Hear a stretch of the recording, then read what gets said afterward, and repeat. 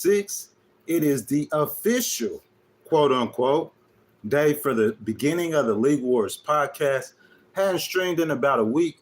Decided to come on, jump on, do a lively stream this morning. So, guys, you know the deal. I'm going to just take a second, wait till everyone get in here, and then we'll get started.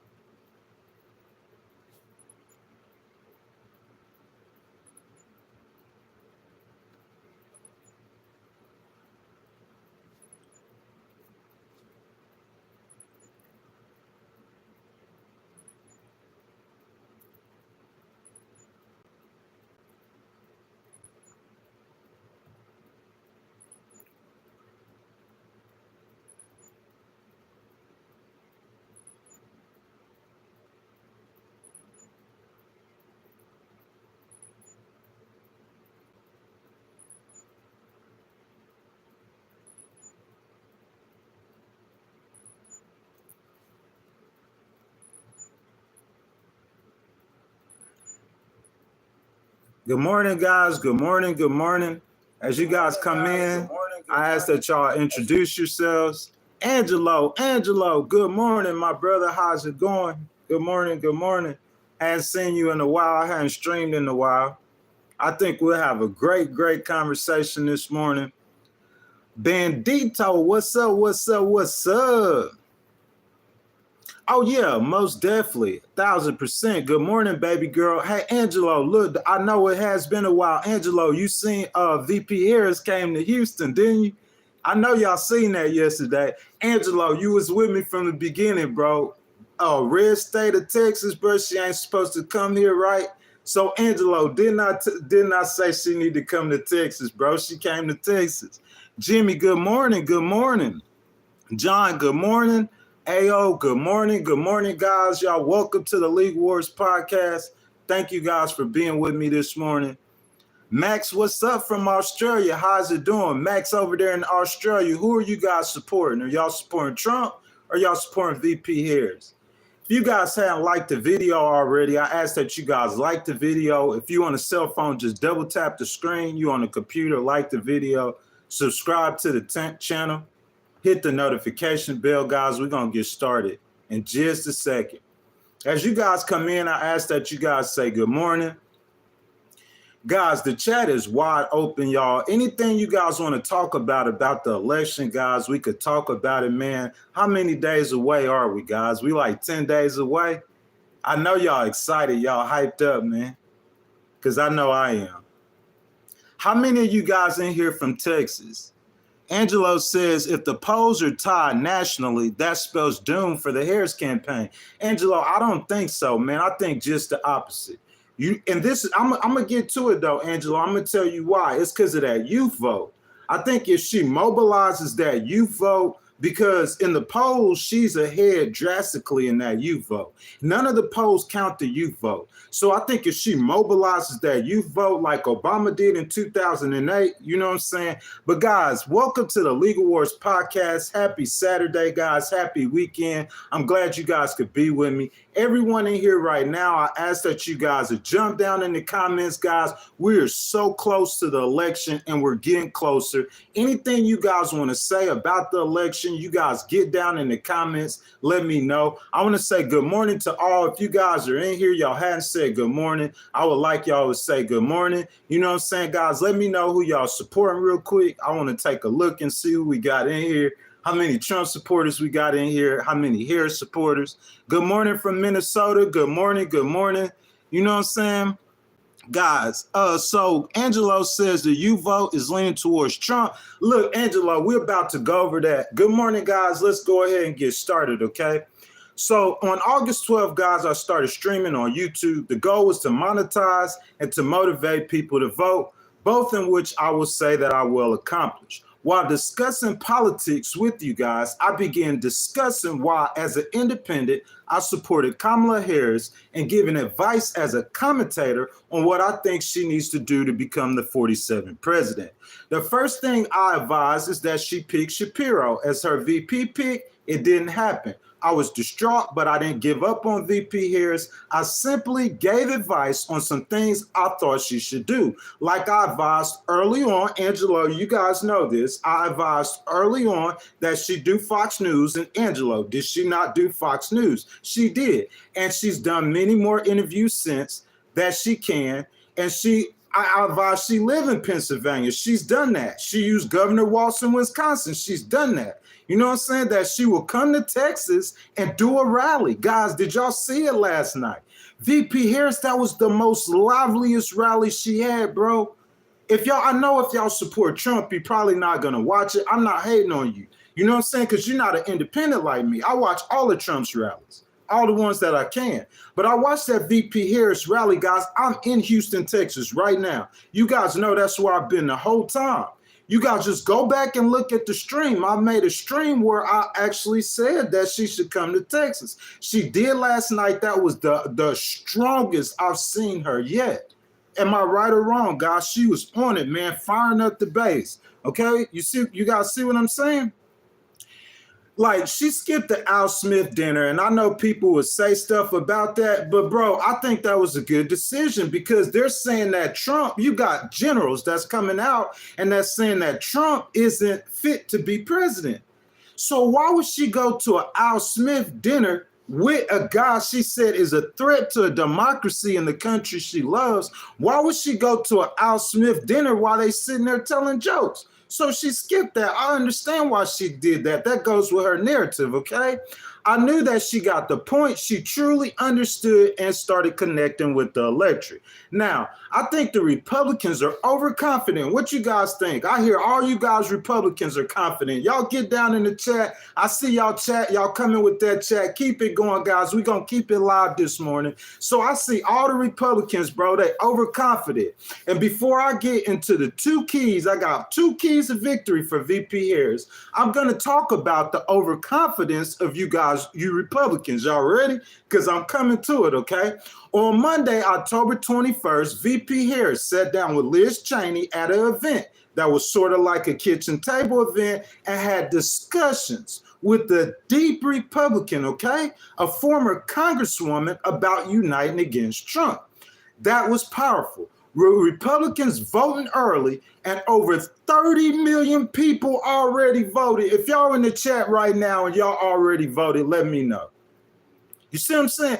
30 million people have already voted, man. It's safe to say that nearly 20% or more of the electorate has already voted.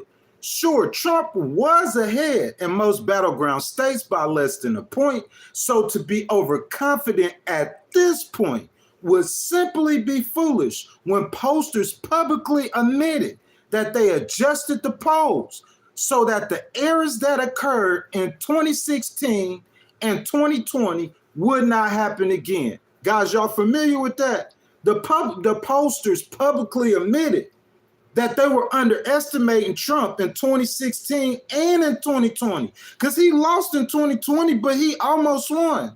I mean, he came within, I'm talking about shooting distance of Joe Biden.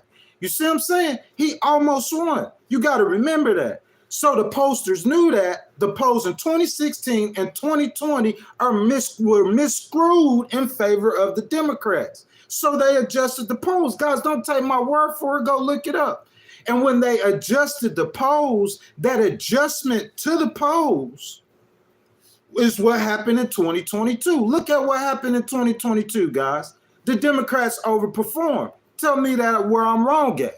So we're about to get to the first discussion. I'm about to jump down in the comments. Y'all know, guys, on that Legal Wars podcast, know what I'm saying? You guys know I'm going to get down in the comments and talk with y'all, okay? The polls were adjusted after 2020, and this is publicly admitted by the pollsters. If you go back and look at the 2022 election and how it was the Democrats that overperformed the polls, I think Republicans who seen Trump get a good week of momentum. Y'all remember that week a couple weeks ago? And y'all started saying he was going to win in a landslide. I think that y'all got to reconsider. Seeing those rallies in Georgia, seeing those rallies in, bro, she getting good on that campaign, bro. I'm telling y'all. But let's get into the discussion, okay, guys? I'm ready to get down with you guys, get down with you. So, guys, my question to y'all, as Trump supporters, are you seriously not nervous about going into election night? Harris came into Houston for a huge rally yesterday. I'm talking about red country, bro. I'm in Texas. I'm in Houston, bro. Ask Angelo. This Republican stronghold, boy. This Texas. This the heart of the South. Biggest state in the South. She came to Texas last night, baby, to Houston to do a huge rally with Beyonce yesterday. She did a town hall on CNN. She went to Georgia, did a big rally. Come on, guys. If you understand momentum, you don't think Harris building momentum with that strong ground game she got that's going to help push them voters to the ballot box? She not building momentum. I'm saying what Trump has done besides Mickey D's in the last 2 weeks? What has Trump done that has built him momentum besides go to Mickey D's? Say, gee, what he done besides Mickey D's? Because I'm saying, bro, those pictures, those images of Harris last night in Houston, Texas, with that crowd fired up, bro. If I was a Republican, I'd be scared of that, bro. I'm just being real with you. I'm just being real with you guys. What you guys think, though? Get down in the comments and let me know. Guys, I'm about to read your comments and start the discussion, but I ask if you hadn't already liked the video, go ahead, like the video, subscribe to the channel, hit that notification bell. If you want to donate to the channel and have your comment read first and start a discussion on it, go ahead and hit that super chat. I will appreciate it. Okay, guys, so let me go ahead and get down into the comments. We going into the comment section. Good morning, y'all. Good morning. I know y'all miss me, man. Y'all been missing these arguments. Look, the first thing I'm gonna do, man, like when you guys say y'all comments, will y'all please be descriptive? If you want to have a discussion about it, be descriptive with the comment. So Just an Average Joe podcast. What's up, my brother? He said people didn't go to the rally for Kamala. They went to the rally for Beyonce. Bro, which I can't, y'all listen, I'm a person that I'm not gonna argue with you. If you're making a good point, not only wasn't Jessica Alba there, I could have sworn I seen Jessica Alba. I'm just thinking, is she from Texas? Like just a superstar, she just gonna pop out like that. Like, was she paid to come? I'm saying you got Beyonce at a rally and Willie Nelson. Like, that's the old people and the young people. But Jessica Alba just popped out. If you've seen her in Atlanta, every black star in America she brought out there. So for y'all saying, y'all saying that she's going for the famous people, I feel you. But you saying the famous people don't motivate people? You saying famous people don't influence people? Famous people are the influencers. There's people who like Tyler Perry who will do anything almost that he say, just like Trump.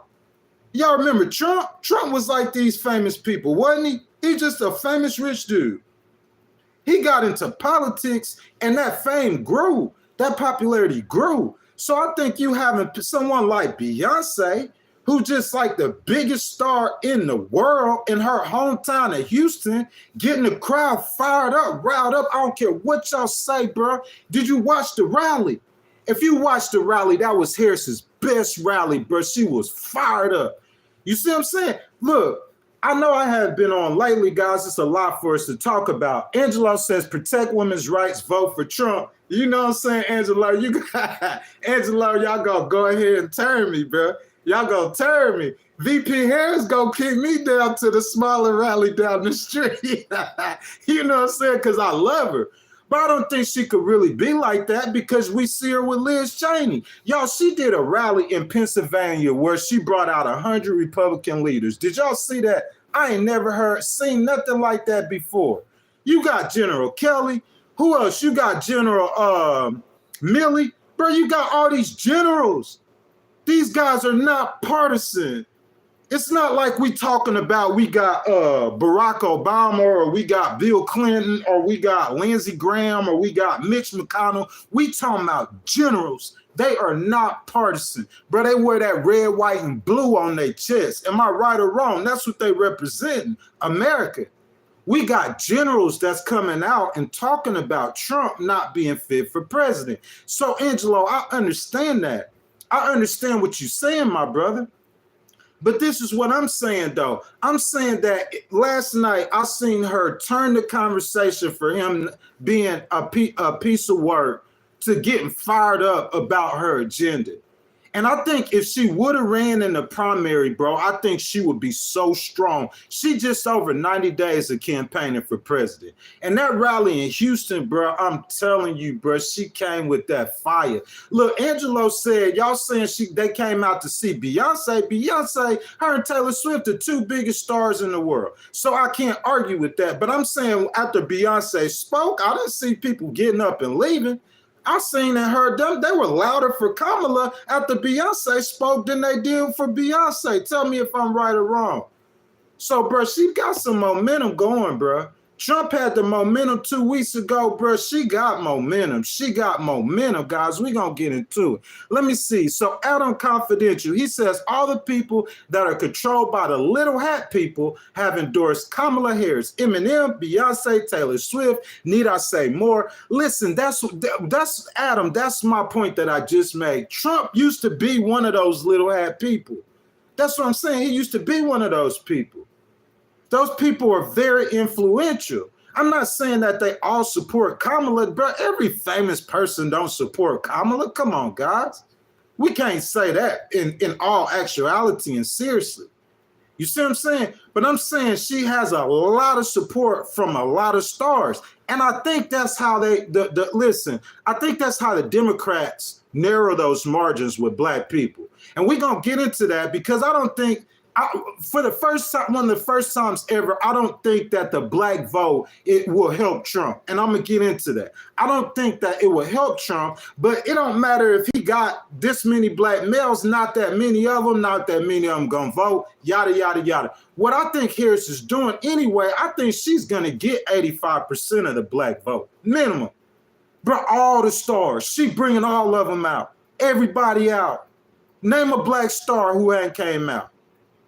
You feel me? White stars, she bringing them out. They gonna energize people. They gonna motivate people. Y'all tell me where I'm wrong. And I'm talking about the race is already closed. Donald Trump had the momentum 2 weeks ago. If you guys watched the podcast, I told you guys that for the first time since the end of July, he took a lead. He overtook her. He had the momentum. Bam. He got the momentum. The man stopped hustling.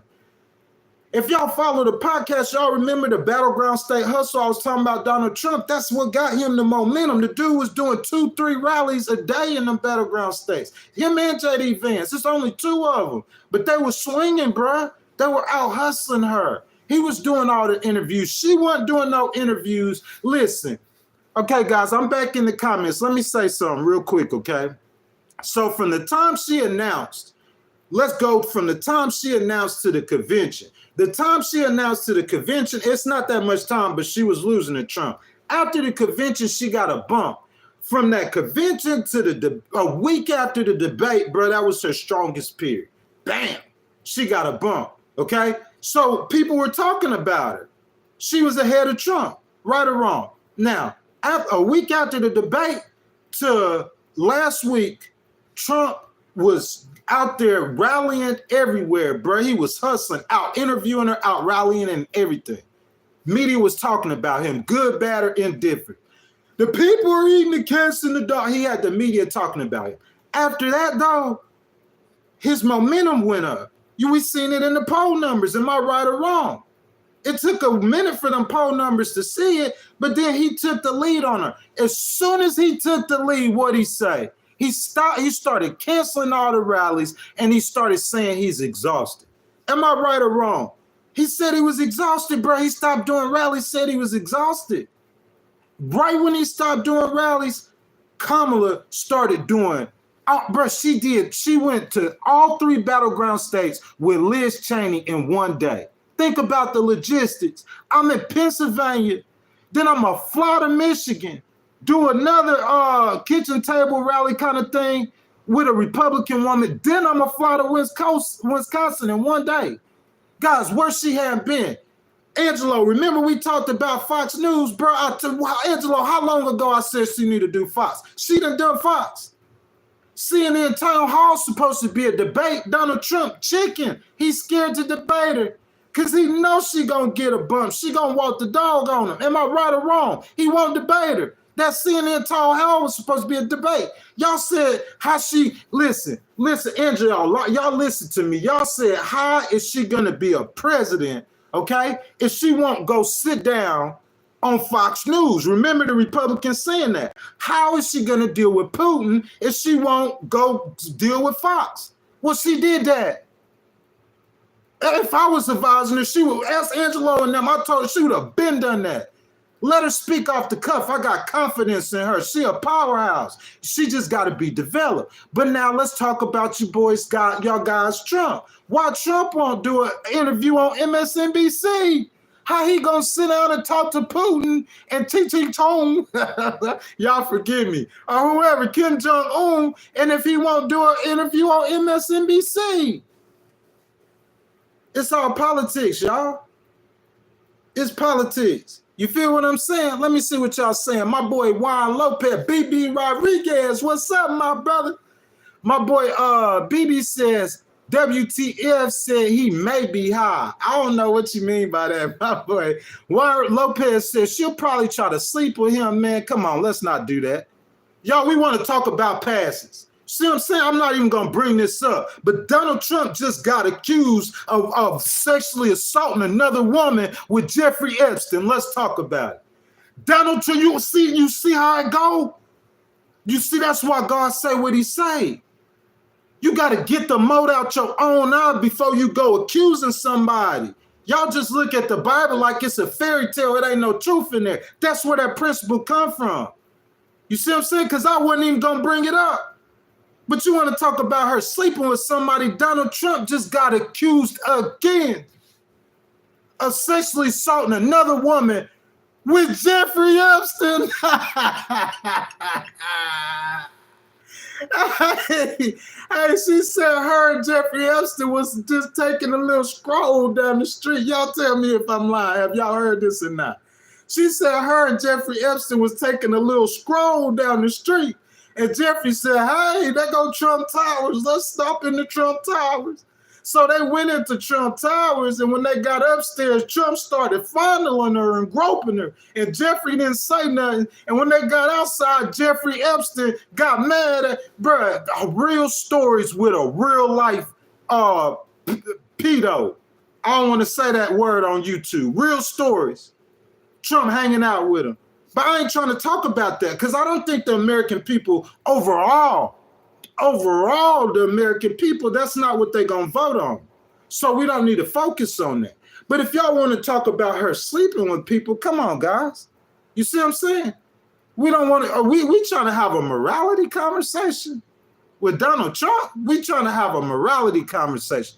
Guys, I appreciate you guys participating in the process.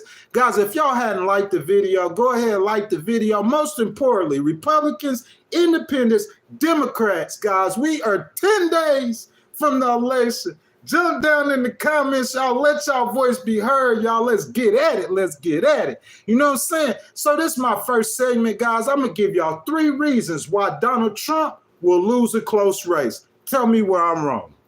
So, guys, now that the intro's over, in the first segment, I'm going to give you 3 reasons why I think that Trump will lose if this race is close. I'm commentating right now. I'm just letting y'all know.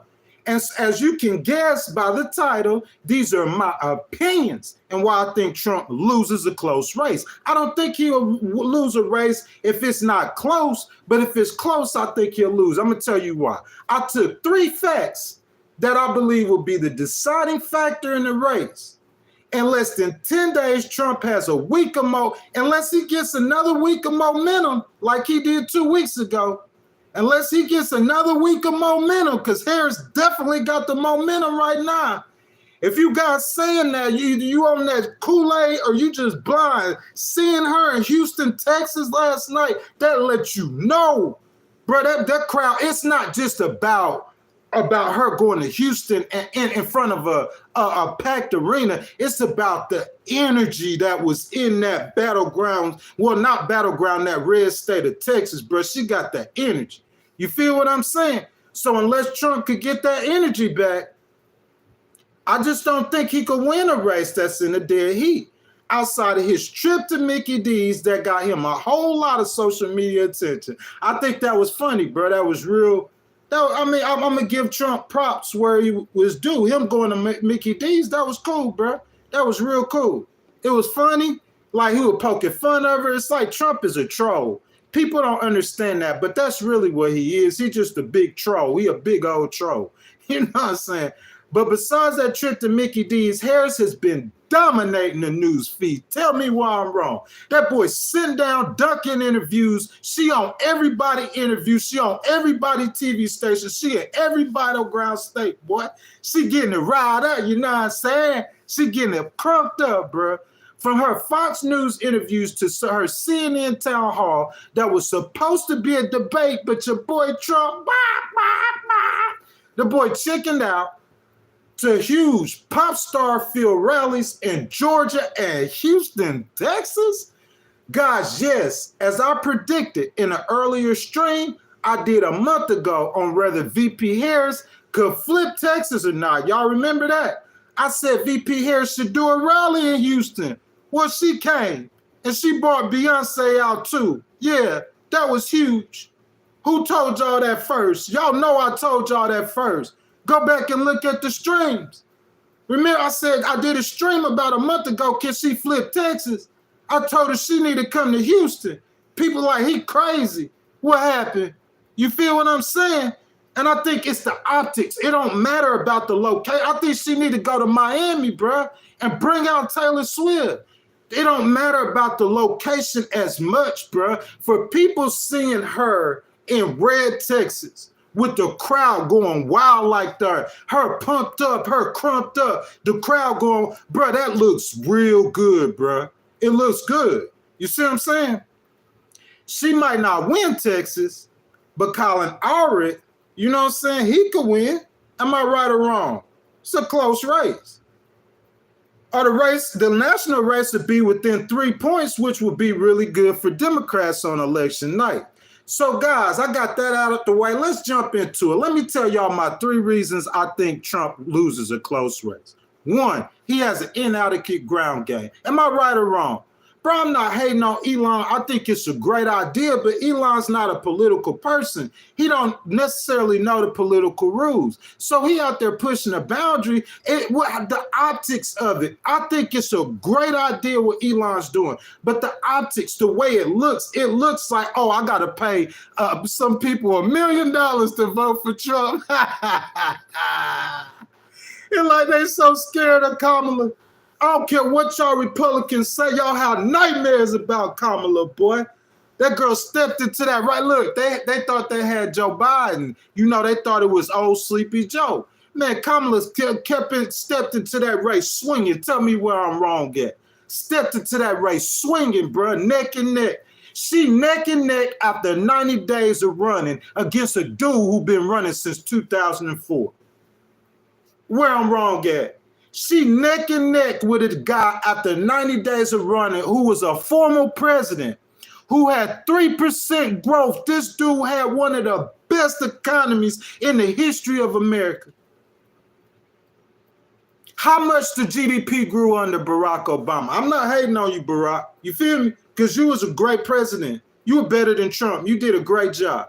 But I'm saying, how much the GDP grew under Trump, bro. Y'all can hate on him if y'all want to. But he neck and neck with Kamala. You know why? Because people don't care about that. They think that he not fit. Bottom line, he got an inadequate ground game. He outsourcing a job that the Republican Party should be doing to Elon Musk, making it look like they paying people $1 million to vote for him. I'll pay you $1 million to vote for me. That's how they look. That inadequate ground game is one of the reasons I think he'll lose a close election. Remember, I'm saying a close election. Number two, the youth vote. I had somebody come at me like the youth vote ain't counting in the polls because they don't vote. They don't usually vote. They voted in 2008. Did they or did they not? Did not the young people vote in 2008? So you giving Kamala a key to victory. That's why she went to Houston. Fire them up. Charge up the young people. That's what Obama did. Because if they come out to vote, I'm going to show you in a minute how that you vote to beat Trump. Listen, them young people is the biggest segment of voters. It's just they don't vote. So they're not the biggest segment of voters, but they're the biggest segment of potential voters. 18 to 29-year-olds. They don't vote. All she need to do is get them to vote, right? Because I'm finna go over it. So an inadequate ground game, the youth vote, and here's number three, no poll advantage. In 2016, Trump had a poll advantage.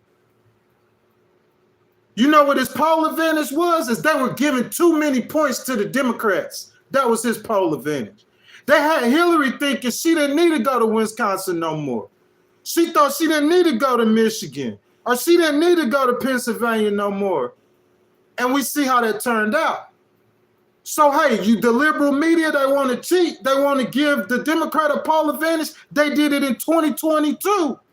I mean, 2020 as well. They gave Trump a poll advantage. Joe Biden a poll advantage in 2020. And look what happened. Joe Biden barely won that race, boy. Some of them states, bro, they were razor thin. If 23,000 voters would have voted the other way, you got a tie race. You see what I'm saying? 23,000 out of 150 or 60 million? That's like less than a penny out of a dollar, bro. That's how close that election was. You see what I'm saying? But the Democrats had a poll advantage. They don't have it no more. Trump has the poll advantage now. You guys don't believe me? Go research it. Every major pollster that I seen, major pollster besides Gallup, they said when they were giving the surveys, when they were doing the surveys, they weren't counting the Trump voters. But you out here killing the Democrats, making the Democrat. Listen, if this was 2020, y'all listen to what I'm saying right now. What I'm saying is so important. If this was 2020, in the polls, Kamala would be up by 7 points. Tell me I'm lying. Y'all tell me I'm lying. Tell me why I'm lying. So I give y'all that to a certain extent, how they might lean the poll for the Democrats. If this was 2020 right now, if today right now was 2020, in the same race, in the same polls, Kamala would be up by 7 points. Them pollsters tired of looking stupid, like they cheating for Democrats. That's what happened. So they adjusted the polls after the 2020 election. Go research it. Major pollsters, they adjusted the polls. After they adjusted the polls, I'm saying, look what happened in 2022. All the Democrats overperformed in 2022. And if you don't understand that, then hey, you could look at whatever you want to. What I'm telling you right now is straight facts. Donald Trump didn't outperform the polls in 2016. Where's the lie at? He didn't outperform the polls in 2020. Where's the lie at? The pollsters didn't come out and say they adjusted the polls. Where's the lie at? In 2022, the Democrats didn't overperform the polls. Where's the lies at? Where's the misinformation at? You feel what I'm saying? Those straight facts, bro. So you looking at them polls, Trump winning by a point, he not really winning. It's either tied or he losing by a point. It's them polls are adjusted in the Republican favor. Y'all gonna find out. Y'all gonna be crying. You feel what I'm saying? Cause bro, I hope they got the National Guard and the military ready for for November 5th or the 6th. Look, guys, before I finish the content and my 3 reasons Trump won't win, guys, y'all think, I'm gonna ask y'all a question. Y'all let me know down in the comments. Y'all think if Trump loses, he just gonna say, hey, I lost? I'm talking about a close election. Trump gonna find some fake voters in Wisconsin. He gonna find some illegal immigrants voting in Michigan. He gonna find somebody vote. Am I right or wrong? That boy got a team of lawyers, bro. Y'all know I know about that legal stuff. I'll be speaking on that because that's my field. That's my domain. He got a team of lawyers waiting on deck right now. And I guarantee you, regardless if he know he lost fair square, he gonna get to firing them lawsuits. Tell me why I'm wrong. Bro, I think it's gonna be hectic and crazy. November 6th, 7th, and 8th.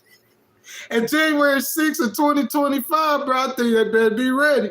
That's all I'm saying, guys. Y'all get ready for the chaos. Donald Trump, the king of chaos. But guys, let's talk about it. So the 3 reasons I said I don't think that Donald Trump could win a close race. He got 10 days. He could build momentum like he did before. He need to pull ahead of her by 3 or 4 points to be comfortable.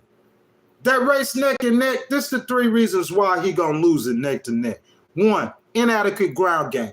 Trump has outsourced his ground game to individuals like Elon Musk Super PAC, okay, which has reportedly spent $118 million to help Trump campaign. So if I'm gonna outsource my campaign to individuals, and the top individuals spent $118 million, I think that sounds like a good idea. The only problem with it is that they don't know what they're doing. They could hire people that know what they're doing, maybe, but it's untried and untested. That's a risk that he took. He might be a genius. It might work. We're going to find out, though, okay?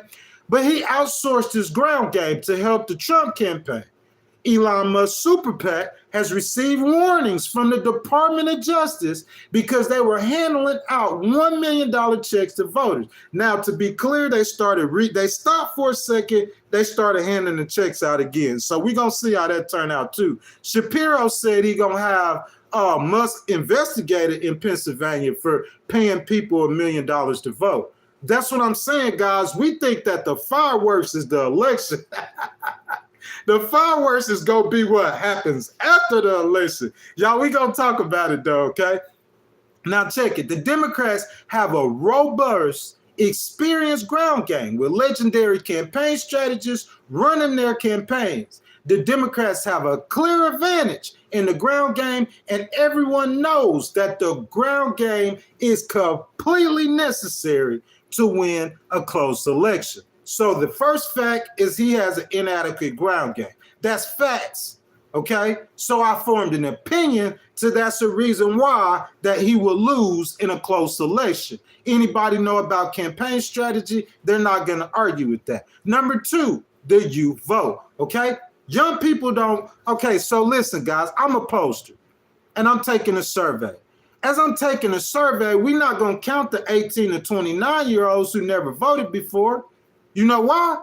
Because most of them don't vote. Most young people don't vote, okay? So they don't usually count the young people's votes. Y'all understand that? So if y'all look at the polls, if we look at the polls and we look at for vote, they're not counting the young people's votes. So we don't know how many young people supporting who. They're not counting them. Y'all follow me? Okay, guys, the 48th Harvard Youth Poll gave VP Harris a 32-point lead in the election amongst youth votes between 18 and 29-year-olds. 32 points. It's the largest group of voters. It's just that they don't vote, but it's the largest group. So if she gets them fired up like she was doing in Houston last night and she mobilizes them, that large group could turn into a big win. That's all I'm saying. Because Harvard Youth Poll gave her a 32-point lead. Listen, I don't care if she only wins because some of y'all gonna argue with me about the size of the lead. It doesn't matter. If she only wins them by 20 points, the 18 to 29-year-olds that aren't even counted as likely voters in most polls, okay? And we starting to listen. Tell me where I'm wrong. Have y'all been watching the news? Have y'all been listening? Guys, record number turnout in Georgia. They're breaking records in Georgia in the turnout. Who are these extra people that's coming to vote? I'll give you a second. I'm going to let you figure it out. I'm going to give you a second and let you figure it out. They breaking records in Georgia. They're breaking records in North Carolina and people voting. Remember that happened in 2008 with Obama? So Who are these new people that's coming out to vote? I'm gonna give you a second to think about it.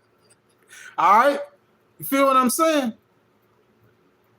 So if Harris turns out the U vote in numbers, Harris has a real potential of winning this race in a landslide. If the U vote turns out, the people that they're not, guys, we got a dead even race. It's 50-50, right? We're not counting the young people. So say the young people turn out, and they turn out supporting her by 20 points. Who wins a tie race? It's common sense. We're not counting the young people. It's a deadlock race. It's more young people than anybody else voting. If they turn out, which there's a chance that they will, if you fire them up, get them motivated with your ground game, if you get them to the polls, they turn out, we winning amongst those young people by 20 points. Close race. Y'all do the math. Tell me why I'm wrong. Not only is she winning among young people, she winning among women. Who votes more than any segment of the population out of men and women? She winning among women. Okay? And women voters that are in the 50 to 60-year-old range that voted in the last 4 elections are likely voters who will turn out and vote for Harris in numbers, which among those groups, she's winning by double digits. Y'all tell me why I'm wrong. The college-educated vote is growing as well, and she's winning among that group as well. She's winning among African Americans by a huge margin. I think she has a coalition in place with a strong ground game and a get-out-the-vote effort. The youth vote who turned out for Obama, if they turn out for Harris, she wins. That's pretty simple. No poll advantage. We are all aware in 2016, Donald Trump outperformed the polls and won the Electoral College. And although he lost in 2020, he once again outperformed the polls. So many, if not all major pollsters then adjusted the way they conduct their phone surveys and online surveys to find that hidden Trump voter. In 2022, they tested the adjustment and the Democrats outperformed the polls big time and surprised many pundits. Those same polls, however, have not been tested in a presidential election, but I believe VP Harris is about to outperform the polls just as the Dems did in the 2022 midterm. These are my opinions. Y'all tell me where I'm wrong. Whether you believe she will outperform the polls or not, there's one thing for certain. They were adjusted so Trump and the Republicans wouldn't outperform them. That's huge, okay? If you look at the major voting segments in which VP Harris has a commanding lead among women, if the youth vote turns out and she wins them by 30 points, she's the 47th president. Where am I wrong? She has a commanding lead among women, which is the largest voting bloc, okay? If the youth vote turns out and she wins them by 30 points, it's no question, 47th president. She has a ground game, and those huge rallies are getting her supporters fired up.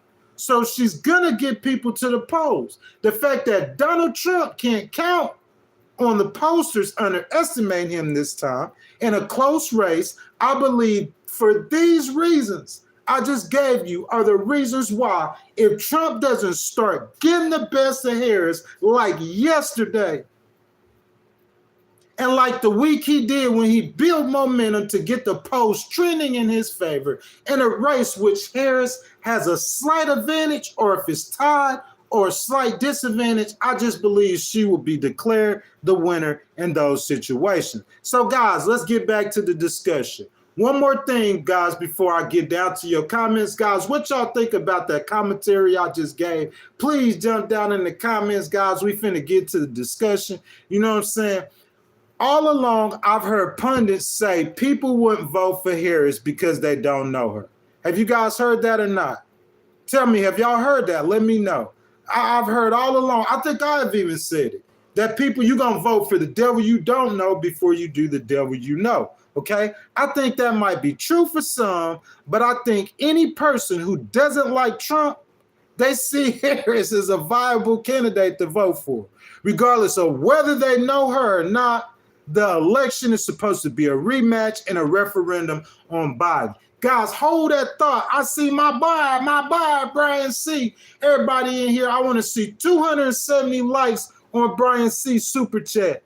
Y'all see my boy Brian C. with that $2 Super Chat. Brian C., my brother, I appreciate you. And good morning, my brother. I missed you, having you in the stream, having you guys in here commentating. Good morning, sir. And I would like to say, Brian C. says Trump 2024. So, guys, y'all know we got those Trump supporters in here. I'm going to do this real quick. If you guys supporting Trump, just go ahead and throw that Trump in the chat. If you guys are supporting VP Harris, go ahead and throw that Kamala in the chat. So if y'all supporting Trump, throw Trump in the chat. If y'all supporting Kamala, put Kamala in the hat. Dr. M is supporting Harris. FU2 says Trump. Brian C., I know my boy's saying Trump. Funny, what's up, brother? He says Trump. Habib says Trump. Willard says Trump. BMW, what's up? He says Trump. 4-Star Nation, Trump. Andrew, Trump. Let's see. I got a bunch of Trump. Pokemon says Kamala. Let's see. Jeremy Jackson says Kamala. What's up, my brother? Aloha Kitty. How you doing, baby? She says Kamala. Let me see. I got a bunch of people participating. Brian says Trump. Gilly says Trump. DC says Trump. Sonny says Trump. Mike Lee says black man from Chicago, Trump 2024. I would love to talk about that. David says Trump. Say, oh God, we got a lot of Trump support in here. So you are not alone, Brian C. You are not alone. So God, thank you for that super chat, my brother. If you guys want to donate to the channel, or if you guys want to have a discussion about anything you guys want to talk about, go ahead and hit that super chat. I'll stop everything I'm doing and I'll get to your comment. But guys, let me get back to the content, okay? So this election was supposed to be a rematch. Am I right or wrong? It was supposed to be a referendum on Biden. However, Biden isn't in the race. So now it's a referendum on Trump. Tell me how I'm wrong. So guys, jump down in the chat and tell me logical reasons. I want to hear logical reasons why you think Trump wins the election. Don't just say I like Trump. Don't just say I support Trump. Tell me something like I told you, 3 logical reasons. The adjusting of the polls. You know what I'm saying? The youth vote. Inadequate ground game. 3 logical reasons I gave y'all so why Harris wins. So guys, jump down in the chat and tell me logical reasons why you think Trump wins the election. Is it because of the bro culture? Is that his secret weapon? Y'all know he going on Joe Rogan, or he went on Joe Rogan. He went to Austin yesterday. Okay? Is it because of the senior citizen vote? I'm saying, tell me why y'all think he's going to win the election. Guys, I'm about to read your comments and start the discussion, but I ask if you hadn't liked the video, that you'll like the video, you will subscribe to the channel, hit that notification bell, and if you want to donate to the channel and have your comment read, like my boy Brian C., I appreciate it again, my brother. Hit that super chat button, and your donation is much appreciated. Guys, I'm in the comments. Why will Trump win the election? Y'all, I'm finna start reading y'all comments, okay? Why Trump gonna win the election? Mythic Time Machine says she's losing the Blue Wall States. Yes, sir. We're going to go over that in just a second. Fane Dog, what's up, my boy? He says, I doubt they will time him out. He is pro-Kamala. I'm a pro-American, man. I would say I'm pro-American. I would say, I mean, this is what I'm saying, Fame Dog. You're going to say that General Milley, okay? Because this is how I look at how if any of us will talk about those military people, okay? So you're going to say General Milley? Is General Milley pro-Kamala or he pro-American? That's his opinion. The man is a 4-star general, and he don't think that Trump fit. And he ain't the only general. You know what I'm saying? So I think that Trump ain't fit. That's the only reason. He don't think he's fit. We're going to get into that. Madonna Keller says 25 to 30 million illegals allowed to come here. 66 billion last year alone for illegals. first in line for resources and job. Miss Madonna, good morning. Welcome to the Legal Wars podcast. I'm an independent, baby. If you don't know, I agree with that sentiment, 1,000%. And we've seen VP Harris. We don't know what she gonna do. But because of people like me who support her, I'm not talking about me. I'm talking about like Liz Cheney and stuff like that. Y'all remember I said she need to go get Liz Cheney and Nikki Haley. I said that weeks before she got Liz Cheney. Angelo will tell you that. Bless up, Kev. All the people who watch me, they'll tell you that. She went and did that. That's a wise move. So you have somebody like Liz Cheney in her ear that's talking to her about immigration. She needs that. She says she's going to put a Republican in her cabinet. But yeah, I agree with you, Miss Madonna. Yeah, we need to work on that immigration. She got to get way tougher on immigration. But we heard her talking a good game. That's all we could go off of. You know what I'm saying? She wants to come up with common sense solutions to fix these problems. The world is in chaos. I don't think we need more chaos in the world. The difference, y'all listen to me, guys. I'm finna tell you something right now. It's real powerful. It's a strong truth. The difference between Kamala and Donald Trump. With Joe Biden and Kamala, the chaos was out there. So Trump is walking into a situation where it's already chaotic outside. Am I right or wrong? We see what's going on in Israel. We see what's going on in the Middle East in general. You see what I'm saying? We got China trying to talk to Elon Musk about Starlinks over Taiwan, because I'm one of the first ones to tell you that China getting ready to run in Taiwan like Putin did in Ukraine. That's finna happen. The world is on the brink of chaos. What I'm saying is we don't need to elect chaos in a world of chaos. You hear what I'm saying? With the Democrats, the chaos is outside. With Trump, the chaos is going to be in America. Trump is going to bring that chaos inside. Tell me where I'm wrong at. Tell me where I'm wrong. He didn't have that much chaos outside when he was president. That's what the Republicans brag about, no wars. But what about the chaos inside? What about January the 6th?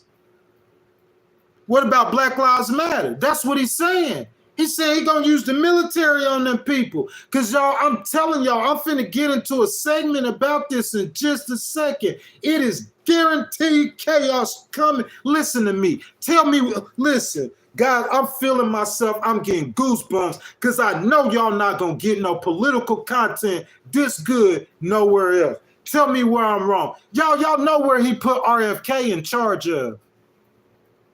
Y'all know what RFK is in charge of on the Trump campaign, right? He in charge of like the health commission or health advisor. You know why? Because COVID is what lost Trump that election. They just had another weird kind of outbreak. That's the problem we have with Trump. We don't have confidence that when that health crisis come again, that Trump gonna be able to handle it. It's gonna be chaos. Because I could guarantee you one thing, that health crisis is coming. And if he wins, it's probably gonna be in 2025. Them riots. We don't have confidence. That's what he's talking about, using the military against the enemy within. What Trump is saying is that the Democrats are stoking the fire. What he's trying to say, because he's not good at communicating, is like Adam Shifty Schiff and Nancy Pelosi are going to get Antifa to start riots. That's what he's really trying to say. Use the military against the enemy within. Y'all not going to hear this on no mainstream media platform. And I'm not taking up for him. But he just talks in riddles and codes. You have to understand him to understand what he's saying. So when he's saying the enemy within, he was saying it the whole time. He said he didn't start that January the 6th stuff. I don't think he has a knowledge in his mind how it started. But his rhetoric contribute to that. Whether you support him or do not support him, you cannot deny that. His rhetoric contributed to what happened on January the 6th. But I don't think he has an outside knowledge about it. So what he's saying is he's thinking that people are out to get him. Well, guess what, Donald? If you get elected, they're going to be out to get you again. Facts. That's the political climate that we live in. You can't use the military against them. You're going to start a civil war.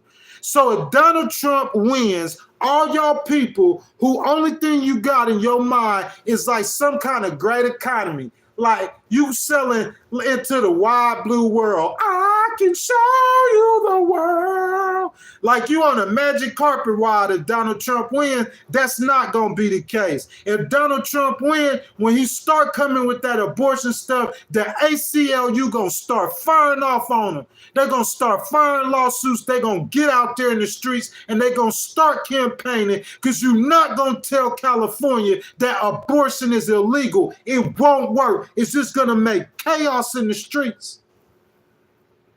So if he come with a national abortion ban, they're going to be at his head. And whatever he come with, if he tries to withdraw or give in to Putin and let Putin get Ukraine, them generals going to be mad. His people going to be mad. He's a chaos president.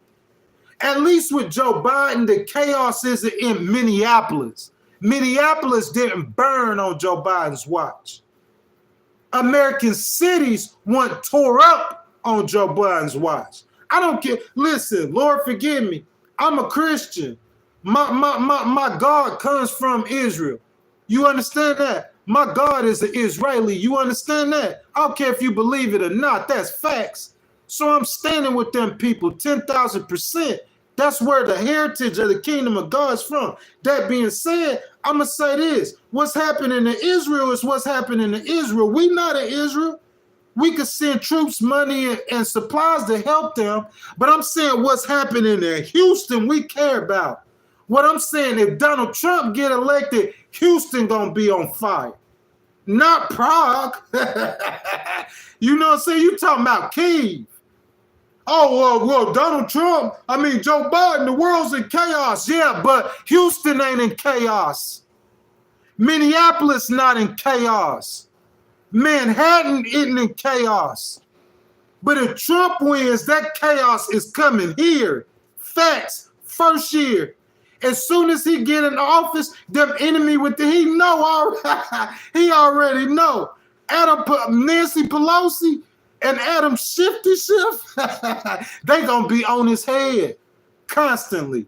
They gonna be on his head constantly. Obama gonna be on his head. Them Democrats gonna stay on your head, bro. Cause he a chaos artist.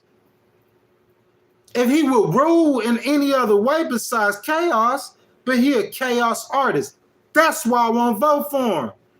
You can't celebrate 3% economic growth under your presidency when you talk about COVID. There's no celebration of economic growth when COVID hit. That's why he got gone. There's no celebration of economic growth when the cities are on fire. You can't celebrate the economic growth. Tell me where I'm wrong. He might do good on the economy, but he's a bad leader. Listen, if you give him 5 things where he got to show leadership, he's not running for economic czar, guys. He's running for president. That's why them generals saying he's not fit. He's a good fit for economic czar.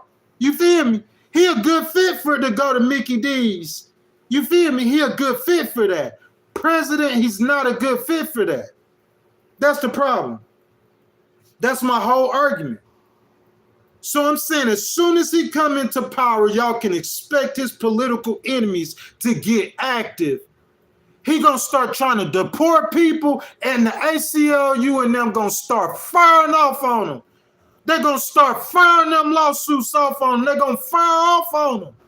When they fire them lawsuits, they're going to get people riled up. They're going to hit the streets. They're going to try to get them legally. It's going to be chaos. And that's how he rules, in chaos. I don't want no chaos. I would take a few extra dollars to live in peace. Instead of 100,000 that I'm gonna get under Trump, give me the 70,000 under Kamala and let me live in peace. That's what I think. What y'all saying, though? I'm gonna get back down in here. Sandra Willis says, "What kind of person in authority talk like he do?" I don't know, Miss Sandra. But the Trump supporters, that's why I want to be We got to be measured about that, Miss Sandra, because a lot of people do not care. We learned that with Bill Clinton. And I'm not hating on Clinton. I'm not trying to piss off no Democrats. I love Bill Clinton. Really. I think he's the best politician still breathing. I think Obama was the best president or the best motivator or the best leader. I think Obama was the best leader. But I think Bill Clinton is the best politician still. That being said, though, man, I mean, bro, you 49 years old and you skinning and grinning with a 20-something-year-old that's not your wife in the Oval Office. And the American people still vote for him by 60%. When I seen that, I knew that the American people don't care about morality like we do. They care about morality.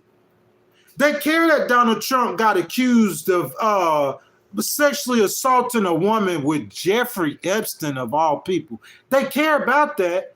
It's just the American people care more about their pockets. In their opinion, if you could put the money in their pockets, then go cheat on your wife. That ain't my wife. Why is it hurting me? Am I right or wrong? So I'm saying us continually saying that, hey, Donald Trump's a piece of crap. The American people only care so much. If they believe he's going to put more money in there, if the American people believe that Donald Trump is going to lower the price of their groceries and gas and put more money in their pocket, you think they care about who he's sleeping with? You think they don't even care about him talking stupid? In their mind, as long as he don't burn the country down, he give us more money. They don't care. They care, but they don't care. You see what I'm saying? So that's my take on that. Thank you guys for participating in it. XX Vegas Bud says Clinton went to then Island 26 times and mentioned the documents 50 times. Yeah, he did. You know what I'm saying? I don't really want to talk about it, though, because Bill Clinton not running for president. But I agree with you 1,000%. A lot of famous people went. Bandito says Trump has proven he just learned about supply chains. There's a lot of stuff he don't learn. He don't know. But contrary to popular belief, as a president, you don't have to be an expert on everything. It's about leadership qualities. He's a businessman. Like it, love it, chump on it. Hate it, indifference, he's a businessman. His daddy gave him money. My daddy can't give me as much money as that. Yeah, he had an unfair advantage. But it is what it is, point blank. I've seen tax returns where he made hundreds of millions of dollars a year. He is a businessman. So he could run a business, he could run an economy. But being a president isn't just about the business or the economy. Your economy doing good, stock market through the roof, the world is on fire. Not only the world is on fire like under the Biden, because Biden got the stock market at record highs. He got job growth at record lows. Biden did a lot of things. Even if we can't feel it, he still got numbers. But what I'm saying is, though, is the difference is that Minneapolis isn't on fire. Under Trump, America gonna be on fire. It's gonna be like a civil war. Y'all remember 2020? A lot of y'all forgot. Y'all remember 2017? Y'all remember 2018? Y'all remember 2019? And then we got 2020. And if it weren't for 2020, he would have won re-election in a blowout. 4 years ago, and that's why he think they cheated. 4 years ago, it's no way Biden would have beat him without COVID. COVID is why he lost. Because his leadership skills. Okay, you led the country 3 years successfully on the economy. So now we're going to see your real leadership. Not just the economy, he did good on wars. According to him and Elon be talking to Putin. So they got some kind of secret power where they could make Putin stop wanting to be a world dominant leader. Maybe so. Maybe so. Maybe so. But what I'm saying is though Minneapolis isn't on fire. And that's what's going to happen if he becomes president. That's my whole point. You know what I'm saying? Will Hosey is talking to Pierre. He says her father stopped believing. Yeah, that's what I'm saying. Will Hosley, that's what I'm saying. They saying that she a fascist. Bro, listen. And look, I like what's that dude name? The Speaker of the House for the Republican, Mike Johnson from Louisiana. Okay, Mike Johnson. I think Mike Johnson is a decent human being. I think he's a good-looking politician, bro. He speaks well. He's like a centrist kind of Republican. I like Mike Johnson. Okay, Mitch McConnell, I really never cared for Mitch McConnell. You see what I'm saying? That's neither here nor there. But the Senate and the House of Representatives and the Senate, two Republican leaders of Congress, I want to talk directly to y'all this morning, okay? I think Jake Tapper told you guys yesterday. Let me tell y'all again. How many times we heard Trump call Harris a fascist? How many times? So don't try to scold VP Harris for calling him a fascist. You know what I'm saying? Mike Johnson want to try to scold VP Harris for calling him a fascist. Scold General Milley. Mike Johnson, you don't want to play that game, huh? Go scold that general about calling him a fascist. Because ain't none of y'all politicians finna scold that general. You might have heard Trump say a word or two about that general. You ain't going to hear him say nothing else about him. You ain't finna talk that noise to that general. That general called him a fascist. So Mitch McConnell, go scold the general. And go scold the other general. Because Trump called her a fascist all the time. She ain't never called him a fascist. Anderson Cooper asked her, is he a fascist? And she said yes. What's she supposed to do, lie? And then Mike Johnson, like you trying to scold her for saying something that Trump been calling her. So make it make sense. Mike Johnson, you lost some cool points with me with that, my boy. Real talk. Because, you know, I'm an independent. I'm cool with the Republicans. But you trying to say she don't need to say that Trump a fascist? How many times y'all Republicans call Democrats and Kamala a fascist? Y'all did that with Obama. Which that looks kind of weird because I didn't hear this much with Biden. But Biden is an old white man. But I didn't hear them calling Biden. Biden just a good old boy, but he just misled. So they didn't call Biden a fascist that much. But they did with Obama. They lived on that. And now they doing it with Kamala. Talking about her daddy. What? How old that woman is? I could see if you talking about an 18-year-old talking about her daddy. You don't even know if she even seen her daddy in the last 5 years, 10 years. Talking about what her daddy was in 1980. Come on, bro. I'm not going with that. I'm going to do one more, guys, and I'm going to do two more. I see two of my regulars in here. Unless y'all hit that super chat, I'm going to get back to the content. Got a lot to cover. Robert James says, you can be a person that changed based on how you feel in America need a strong man, not so-called 304 strong woman. She is sick, G. I don't think Donald Trump is a strong man at all. A strong man who's scared to go on MSNBC. A strong man who's scared to debate a woman again. A strong man who's scared to debate a woman a second time because he know that's going to cost him the election. She walked the dog on him the first time. She'll walk it on him again. And he know that. Bro, seeing her in Houston fired up and riled up like that, that's my president. That's 47. She didn't convince me. That's 47. Trump had his chance. That's my opinion. He's not a good leader. Economic czar, give it to him. Tell Kamala to hire him as an economic czar. Give it to him. But he's not a good leader. He's good on the economy. Listen, him being good on the economy and being a good negotiator, when Putin look at him, Putin don't look at him as a leader. Putin look at him as a businessman. Tell me where I'm wrong. You're not finna hear this nowhere else. When Putin look at Trump, when Xi Jinping look at Trump, they look at him as a businessman. When they look at Trump, they look at him like Elon Musk. Even when he was the president, they look at him with dollar signs in their eyes. So he could go to them and talk to them about business because he's a businessman. So yeah, he might stop wars and he might have the economy, but you better hope ain't no crisis come up, health crisis. That's why he named RFK. as to manage the health crisis, because he know that it's coming. I'm letting y'all know that we are going to have a major health crisis under Trump. We just had one avoided under Biden. We had a huge one avoided under Obama. But under Trump, he couldn't avoid his task. You're going to get riots in the streets because he's going to start deporting people and doing all kind of crazy stuff. That's going to happen. That's point blank. I'm trying to see somebody else I hadn't called. Ernest Ochoa says, all right, bro, you clearly lack education in the room. I'm glad you feel that way, guys. So, guys, thank you guys for participating in the discussion.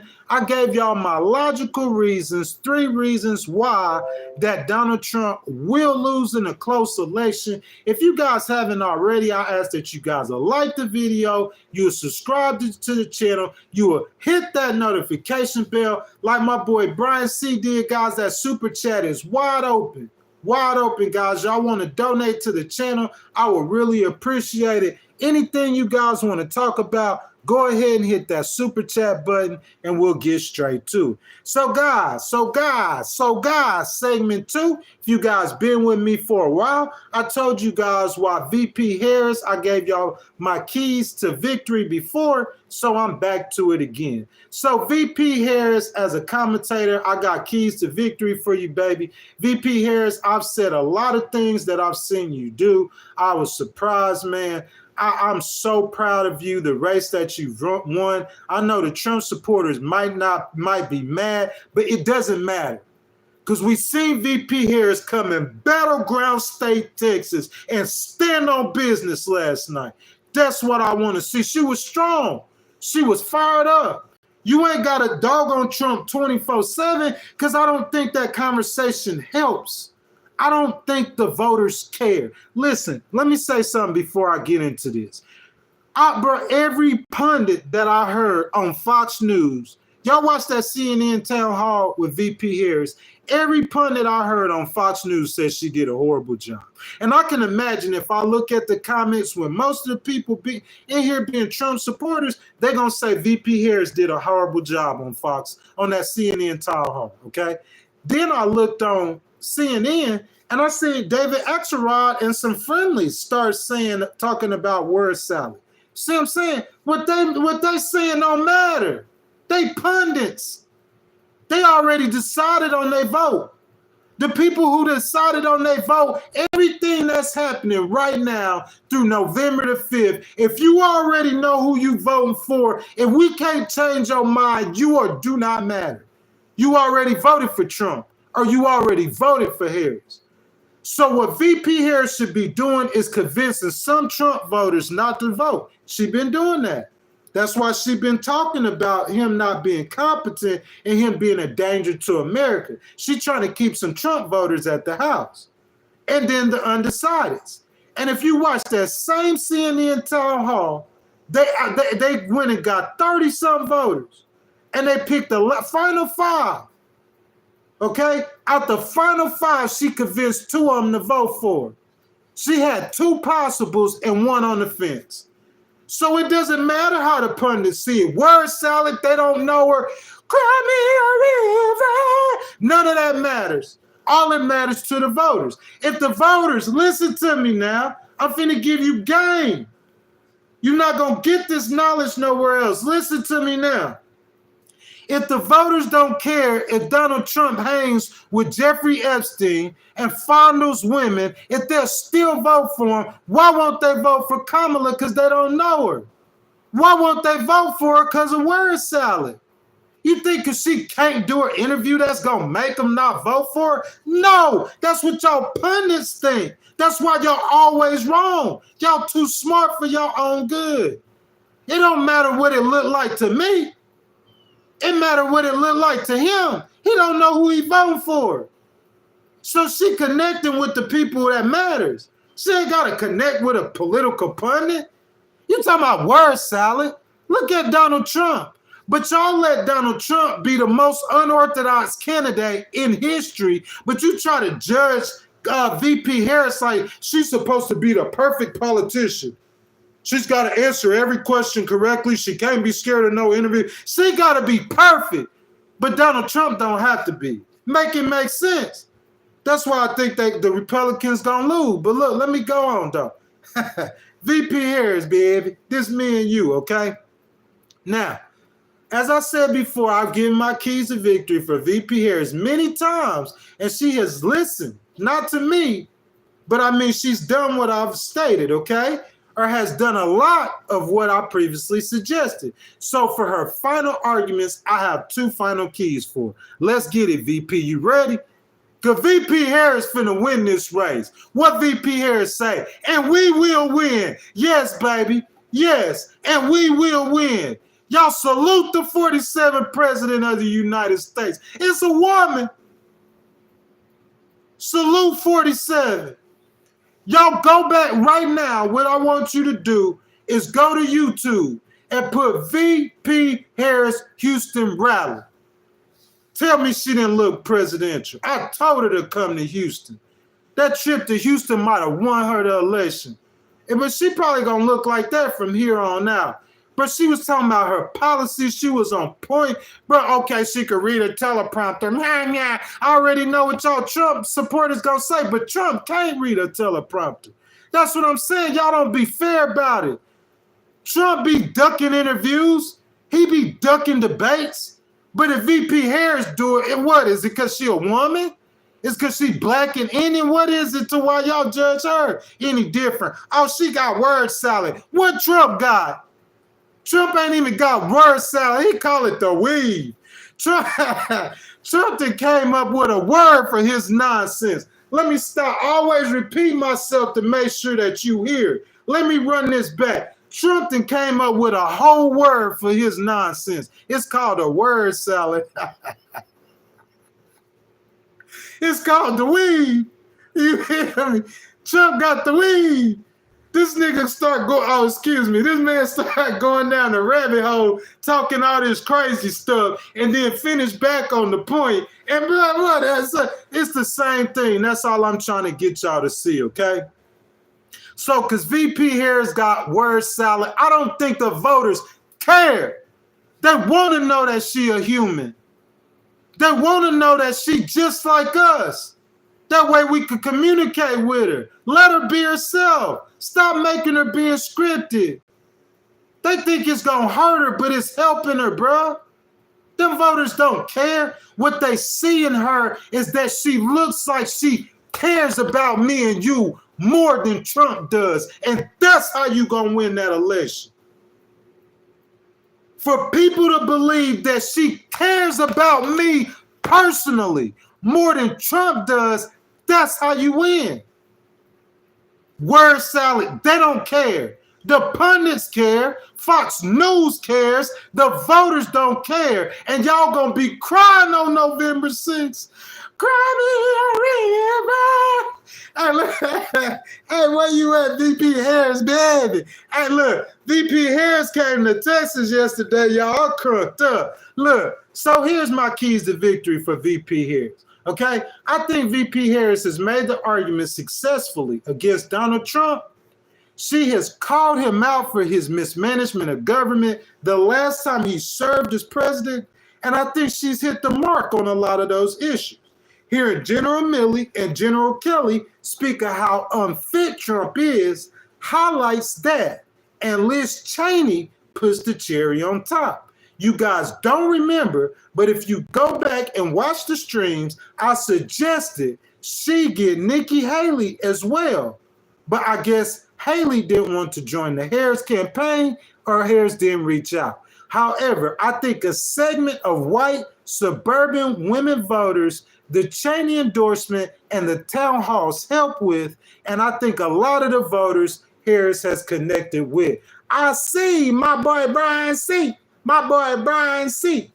My boy Brian C. with that $2 super chat. I want to see 289 likes up in here. I want to see 289 people like that. That Brian C. super chat. I appreciate the $2, my brother. So Brian C. says, in the Electoral College, which you guys know the election is not won off a popular vote, no, nor is it won nationally. But in the Electoral College, Brian gives Trump 297 and he gives Harris 241. So if he gives Harris 241, then that means that Harris would probably, he's giving Michigan to Harris, Brian? Are you giving Michigan to Harris? Or are you giving Georgia? Or I think North Carolina would give her 242. So he's giving her only one of the battleground states. But Brian, we're going to get to that in just a second, okay? I appreciate that super chat, my brother. Okay, so now, guys, back to the content. Any guys y'all want to donate to the channel, I'll do just like that. I'll stop everything and we'll get into it. If y'all want to get into a discussion, we'll do that. Brian C., he's a regular donate to the channel. Thank you, my brother, for that super chat. So, guys, with over 20 million people already voting, I assume a lot of the base and most enthusiastic have already voted. Would y'all agree? You talking about firing up the base? Well, you know, most of the base probably already voted. 30 million people. That's a lot of people. That's not all of them, but most of them, the most enthusiastic, the people who said that Trump could never win an election, they're people, if they could vote, I promise you, most of them voted. Not all of them, though, okay? That means the pool of 5 to 12 million undecided voters that's still remaining, okay? In the 130 plus million remaining souls to vote, that makes them seem larger. So that's my numbers, 5 to 12 million undecided voters in the remaining 130 million people that are left to vote. That's your target, okay? The undecideds. With the undecideds, now I believe VP Harris shouldn't stop comparing with Trump, but should go back to her policy proposals. Yep, that's right. Her closing arguments should be economics. VP Harris, your keys to victory. Number one, your closing arguments should be economics. That's fine. Keep talking about how he's unfit. But what I'm saying is two things. Number one, the people that have heard that. Number one, listen to me, VP Harris, baby, listen to me. Before the election even started, they knew he was unfit. 34 felonies, they know he's unfit. He's still running neck and neck, okay? But you need to remind them, and tell them, point to what General Kelly said and General Milley and scare them. Don't over scare them. Don't over remind them. See what I'm saying? They already know he's unfit. And so you putting this in their head and now they hesitating. But I'm saying if you keep telling them that, you might push them away. Brian C. keeps stopping me in my keys to victory. VP Harris, I'm going to get back to that in a second. So Brian C., I want to see everybody, that $2 super chat. Brian C. says that he is going to vote for Trump today. I want to see 250 likes on that $5 super chat for Brian C. Guys, if y'all want to donate to the channel, I would appreciate it so much. So he said he's going to vote for Donald Trump today. Mr. Brian, please don't do it. Let me change your mind. No, I'm just playing. I'm not that kind of person, bro. I'm independent. Brian C., you a Christian. I'm a Christian. I believe in the end, whoever God wants to be president is going to be president. But we still have to go through the process. You see what I'm saying? We have to play our part in this thing. But I believe overall, if Donald Trump is elected, my king is still Jesus. You feel me? Jesus still died for me. You feel me? If Kamala gets elected, boy, I'm pumped up. I'm happy, boy. Y'all seen that Houston rally? That's my girl. Come get him. You feel what I'm saying? But if Trump get elected, bro, like I'm an independent. I'm not going to be hurt like that at all. I feel like whoever God wants to win is going to win. That's how I feel about that. So, guys, I see what my boy Brian C. doing. VP Harris, I'm back. You feel me? So, VP Harris, your closing arguments need to be on economics. I'm going to say that again, okay? For several reasons. Number one, people already know Trump's a bad guy. You have to remind them, you have to scare them, but don't overdo it, okay? Because if you overdo it, you're going to make them think, oh, she just saying this, so we won't vote for him. You feel what I'm saying? Remind them, but don't talk about it constantly, all right? And for another reason why you don't need to beat that because it's how much do people care? And that's why I've already given these points, because that's what this whole stream is about. How much do people care? They care, but they don't care. So you know what the perfect argument is? Great job. You reminded him that he's not fit to be president. At the same time, now tell them what you gonna do for them. He's not fit, he's dangerous, but this is what I'm gonna do for you. Okay? So she spent the week bumping into him, getting on his head, showing that she's strong, showing that she's tough. In my opinion, that rally last night capped off a great week for her where she built momentum, strength. You showed that already. Now it's time to get on your economics and focus on the American people who are actually going to be voting for you. Hey, Brian C. with that $2 super chat. I want everybody to go like Brian C. $2 super chat. I want to see 220 people up in here. 220. I want to see 220 likes on Mr. Brian super chat, my brother. Thank you.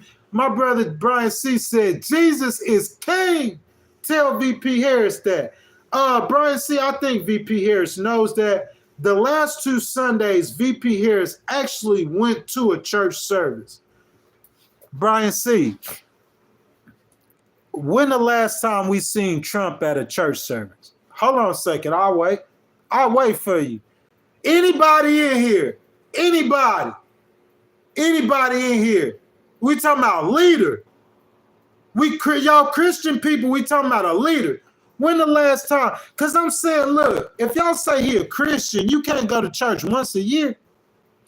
When the last time we seen him in church? I seen VP Harris in the church in Atlanta, Georgia, the last 2 Sundays. She a Baptist, up there quoting scriptures. So I think she knows Jesus is king. That's just my opinion. I appreciate that, though, Brian C. So VP Harris, I done broke down a couple things to highlight. Okay, baby? In your last week. Everything's fine you doing. I know you got things planned, so let's start with Tuesday. Okay? Besides the events you got planned on Tuesday, I'm saying in your other rallies and interviews Tuesday, that last 7 days, you've already told everybody he's a menace. They already knew it. You reminded them. Don't beat that home. That's going to hurt you. Start talking about how you're going to help people. Price gouging. Number 1. Get out there, VP Harris. Start talking about it. Price gouging. Reiterate that you understand grocery prices and gas prices are too high, and I'm the president. I'm the person that's going to fix that. Come out strong. I understand that. They trying to pin me on Biden, but I'm not Biden. That's one thing I told her, baby. You got to separate from him. I'm not Biden. He can get as mad as he wants to. I don't care. We accomplished a lot of good things, but like she said, there's more work to do. Number 1, price gouging. I'm with y'all. This is what she need to say. When I go to the store, my eggs are too high. I feel your pain. When I go to the gas pump, or when Doug or when the kids go to the gas pump, they tell me gas is too high. I feel your pain. My sister telling me gas too high. I feel your pain. Connect with the voters. Show them and tell them you care about their pocketbooks. That's number 1. Number 2, housing crisis. Let the American people know that you have a plan to build 3 million more new complexes to combat the housing crisis. Bro, VP Harris has some good policy proposals. Great ones. That's why she could run neck and neck with the guy who claims and who really did have a good economy. He did have a good economy. But the guy who claims to have the best economy ever, That's why she could run neck and neck with him. She got good policies. Talk about your policies. That's what's going to connect with the voter. VP Harris, baby, you remember from that rollout on the convention floor to a week after the debate? Hope and change. That's how you had the lead. Hope and change. Now, it's about overstating those points. She was beating the hope and change to death, and Donald Trump started beating on her. Nah, hold up, VP Harris. It's time to ratchet up. And she ratcheted it up, and she got on his head. And we see that. The man, he don't know what to do. Oh, shit. Brian C., did you hear him? You hear him cursing? Oh, she a SHRT vice president. Oh. He said, Billy Graham might not like that I said this, but she a SHRT vice president. Oh, I want the Christians to vote for me, but I'm going to curse on these stages in front of families, children, and everything, because I really don't care about God. That's why I'm selling gold Bibles. Look, I ain't trying to go down the rabbit hole, but she in his head. Obama and them, they in his head, bro. She got in his head. His campaign told him to chill. But they still going to keep poking him. But what I'm saying is she came back strong and she got on him. Bravo, VP Harris. That's what the people wanted to see. You came out with hope and change. So they try to play you like you soft. So she came back and started swinging on him. Yeah, you a fascist. So they see that strength in you. Don't beat them to death. Because if you beat them to death, that's going to look bad.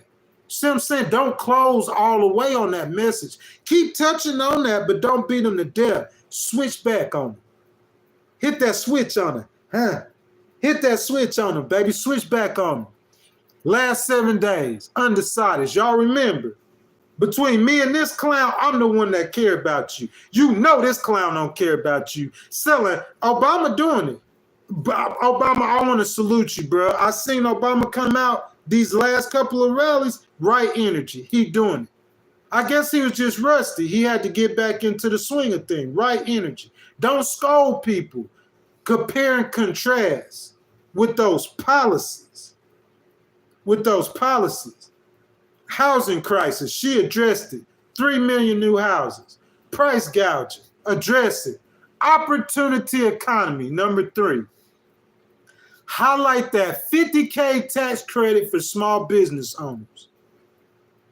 Entrepreneurs, the 20K loan forgiveness for black males, 25K to buy a home, and that child tax credit. I think that helps you a lot. It's a bunch of women who got children who gonna say, hey, baby, let's go vote for Kamala. She trying to give us that child tax credit back. Yeah, opportunity economy, number 3. Number 1, price gouging. Number 2, housing crisis. Number 3, opportunity economy. Number 4, tougher on immigration. Let the American people know that you won't be Joe Biden or play games like Donald Trump, and you will bring serious, real-life solutions to fight the border crisis. Because y'all Trump supporters, I want to let y'all know, deporting a bunch of people ain't going to fix the border crisis. Obama did it. He deported more people than Trump. Obama deported over 5 million people. Trump came back in after him, deported less, 2 million people. It didn't fix the problem. We in the same problem or a worse problem after you deported 7 million people. The wall and deportations ain't going to completely fix the problem. You need fundamental change. Guys, Brian C. with that $2 super chat. I want to see 225 people in here. 225 likes on Brian C. super chat. Thank you, my brother, for that $2 super chat. He keep on donating to the channel. Brian C. says, tougher on immigration, laugh out loud. Brian, I think she's capable of it, though. We seen Obama get tough on immigration. The last 2 Democrats we had right before Trump until now, okay? You have Obama, Biden, and Harris. All 3 of them connected. Obama had Joe Biden as his vice president. Biden got Harris as his vice president. And then you got Trump sandwiched in between. Okay? You got blue sandwich buns and a red patty. Okay? A Republican in between. All right? Obama was tough on immigration. He didn't talk it. They called him deporter in chief. He deported more people than any of them. Then you have Trump, who was tough on immigration. He wanted to build a wall. He deported a lot of people. And then you have Biden. Biden's the only fall off. So I'm saying Brian Harris can come in there. John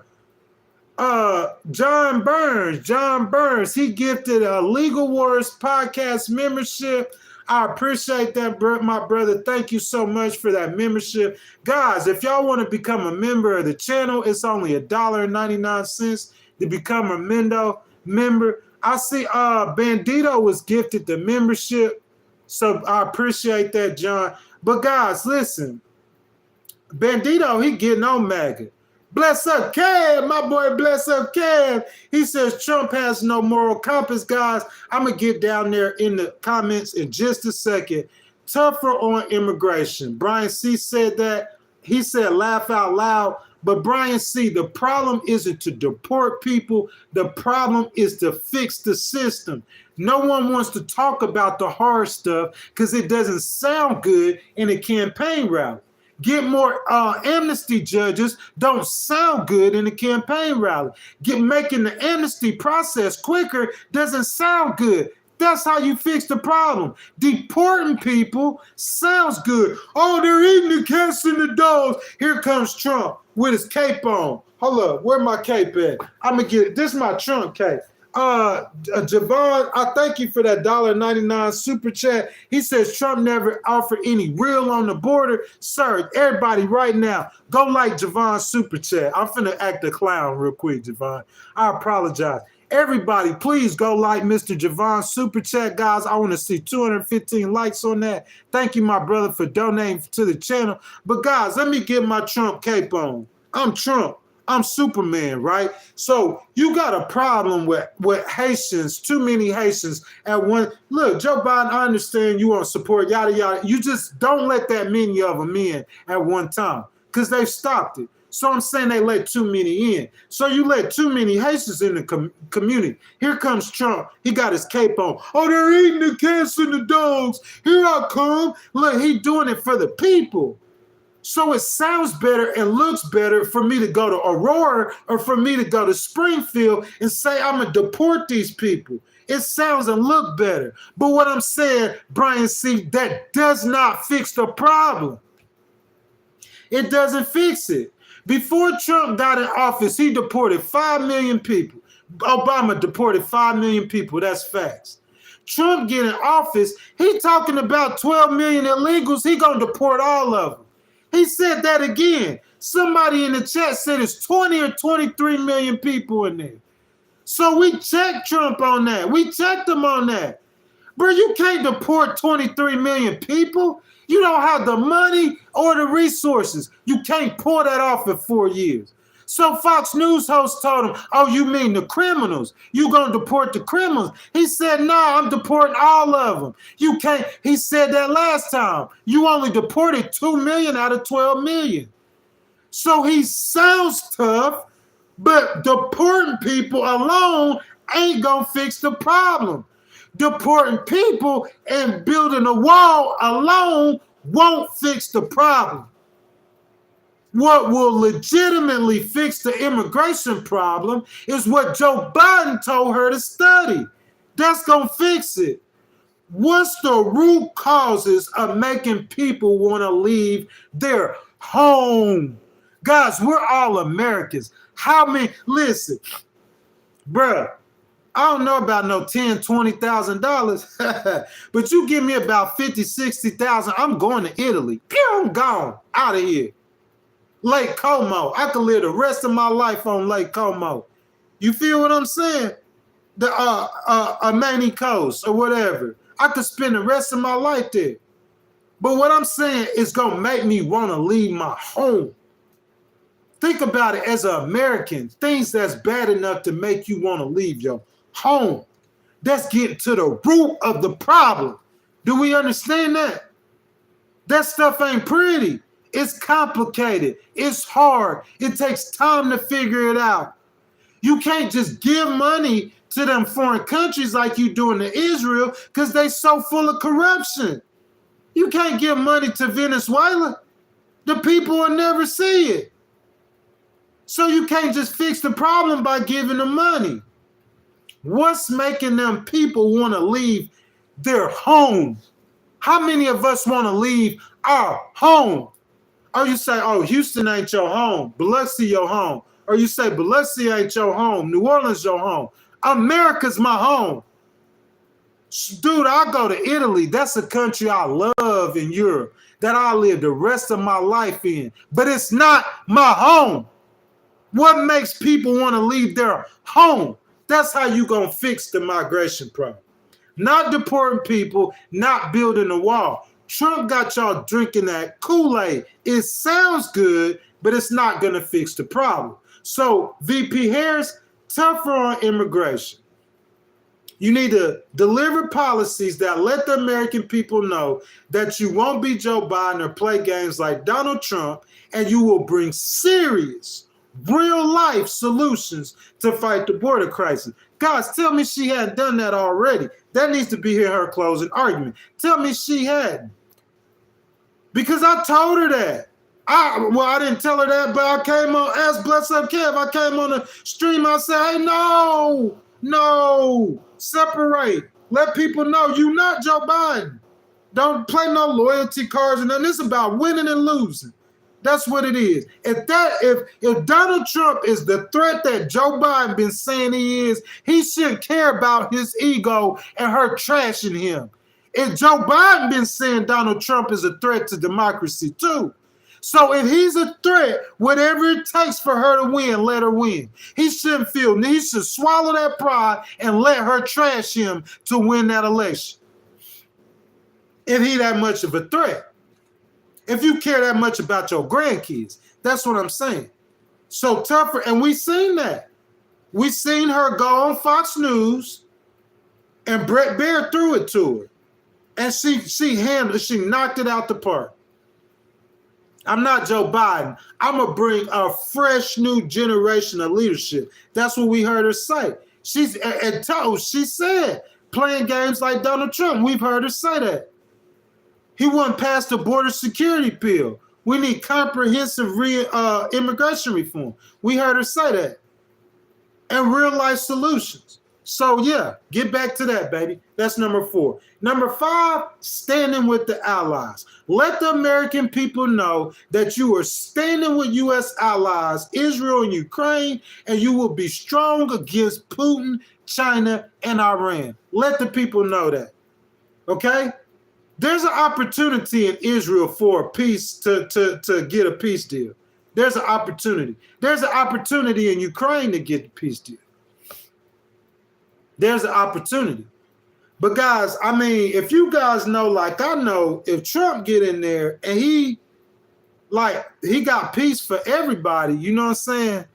Like, that don't look good to me. Like, how he just got some kind of a magical peace plan. You feel what I'm saying? How Trump got some magical peace plan. Y'all buying that or not? Guys, this is my first key to victory for VP Harris. She has spent the last 2 weeks making the case against Trump and comparing, and it has worked. I believe she has slowed or stopped his momentum. Bless up care. Remember I talked about that Trump momentum? I believe she has slowed it or stopped it and has started building momentum of her own. To get that momentum to turn to votes, she must motivate people to vote for her by talking about the issues they care about. We have seen her make huge strides in the polls, in immigration, and on the economy. So VP Harris needs to go back to telling the American people her proposals and relating directly with the people. Guys, it's time for the discussion. You know what I'm saying? Y'all ready for the discussion? Guys, do you guys agree that talking about Trump might help people not to vote for him, but you must give people good ideas to make them vote for you. So would you guys agree that Harris needs to start talking about the problems of the American people and how she should fix them? What do you think? Get down in the comments and let me know, guys. Y'all know what time it is. Guys, please be descriptive in your comments. Please, please, please. Because if I read your comment, guys, if I don't know what we talking about, you know what I'm saying? I see my boy Javion with that $4.99 super chat. I appreciate that. I want to see 170 likes on Javion's super chat, my brother. Thank you for donating to the channel. He says, you got a subscriber from me. Thank you for thinking critically on these issues. The small details matter. Keep calling out the lies of Trump. Now I'm going to tell it like it is, Javion. The thing that Democrats hate me for is because I get on Democrats' heads too. And where they try to get me to stomp in Trump, because I'm a good arguer. The people who don't know, they going to know. If they don't know it, they know it. That boy a real live litigator. You know what I'm saying? Yeah, I'm a good arguer. So I'm saying I could argue Trump into the ground. But I don't do that. I'll be fair about it. I don't work for VP here. I'm going to be fair. The guy did have a good economy. Obama said that's because it was the last 2 years of his economy. Some of that is true. How much of that's true, I don't know. But that's between Obama and that's between Obama and Trump to argue out about whose economy was it. Was it Trump's or was it Obama's? All I know is Obama was the president. I mean, Trump was the president at that time. And whoever was the president during that economy, that's who we usually give credit for. So I have to give a credit. So I don't beat Trump in the head. But them lies he be telling to, bro, he crafty with it. He real crafty. He's supporting, he pro-life, and the Republicans are spending so much money to go against the TGs. Y'all know what I'm talking about. You know what I'm saying? The gay community. The Republicans spending so much money on that. I don't have no problem against that. I'm a Christian. But what I'm saying is Trump is like the wolf in sheep's clothing. He's like the Antichrist because he got the people fooled. The people thinking, Javion, that he's some kind of great spiritual person who loves God, standing up for America, standing up for what's right. I am the chosen one. Y'all remember that? When he said that, he looked up at the heavens and said he the chosen one. He the chosen one that's going to take the most sacred thing to Christians, the word of God. Okay? And of all places, you're going to have it built. He had it built in America, right? He had the Trump Bible was made in Florida, right? Where was it made at? In China. A $3 Bible, you selling it for $60. You trying to hustle off of God's word. You feel what I'm saying? The one who God says in the end is going to have God's people deceived. He's going to fool the people. Y'all remember the scripture? There was wars, and rumors of wars.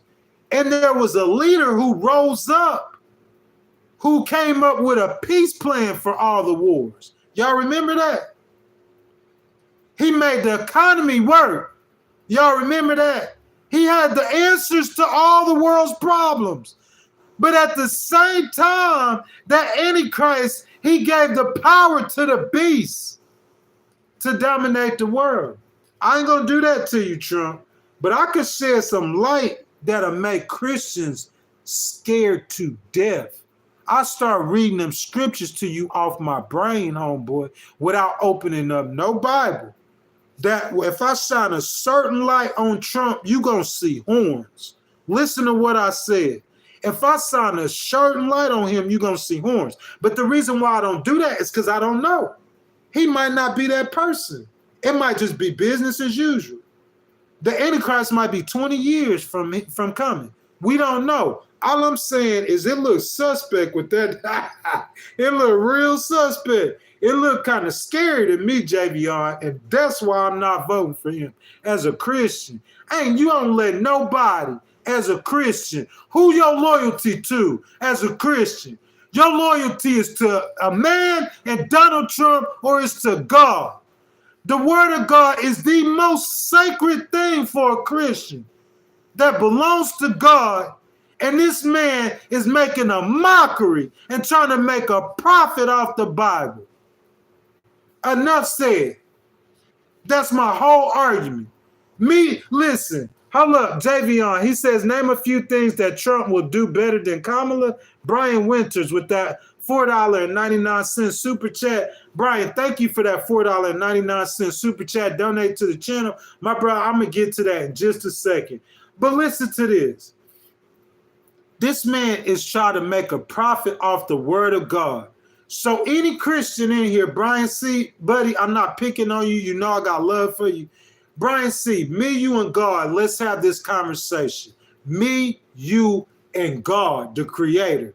You know, the God that came to Abraham, you know, the God that appeared before Moses. Let's me, you, and God have that conversation and say that this man, forget Kamala Harris, forget the United States, forget the election. We talking about a Christian, Brian.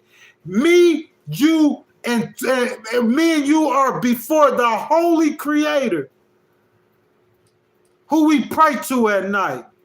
And you know how my open argument gonna be? I'm the lawyer arguing against Trump before the holy creator. We talking about the real judge, not no fake judges. I didn't appear before many judges. I'm talking about the real judge. And I give my opening arguments to the real judge. I'm going to say the most important thing, Lord, that you put on this earth to where we'll know you even exist is that book. That book, boy. That book over 6,000 years old. There ain't nothing on this earth that's more truer and realer than that book, that holy book, that book. The book of life. Our book of life is that holy Bible.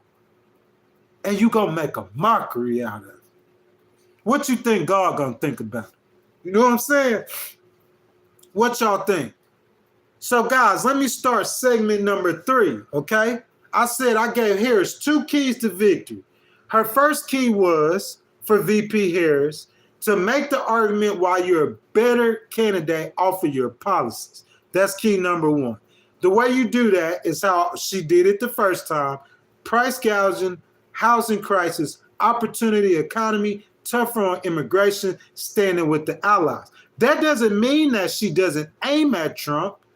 That doesn't mean that she doesn't say Trump is a fascist or be hard on him like she did over the last 2 weeks.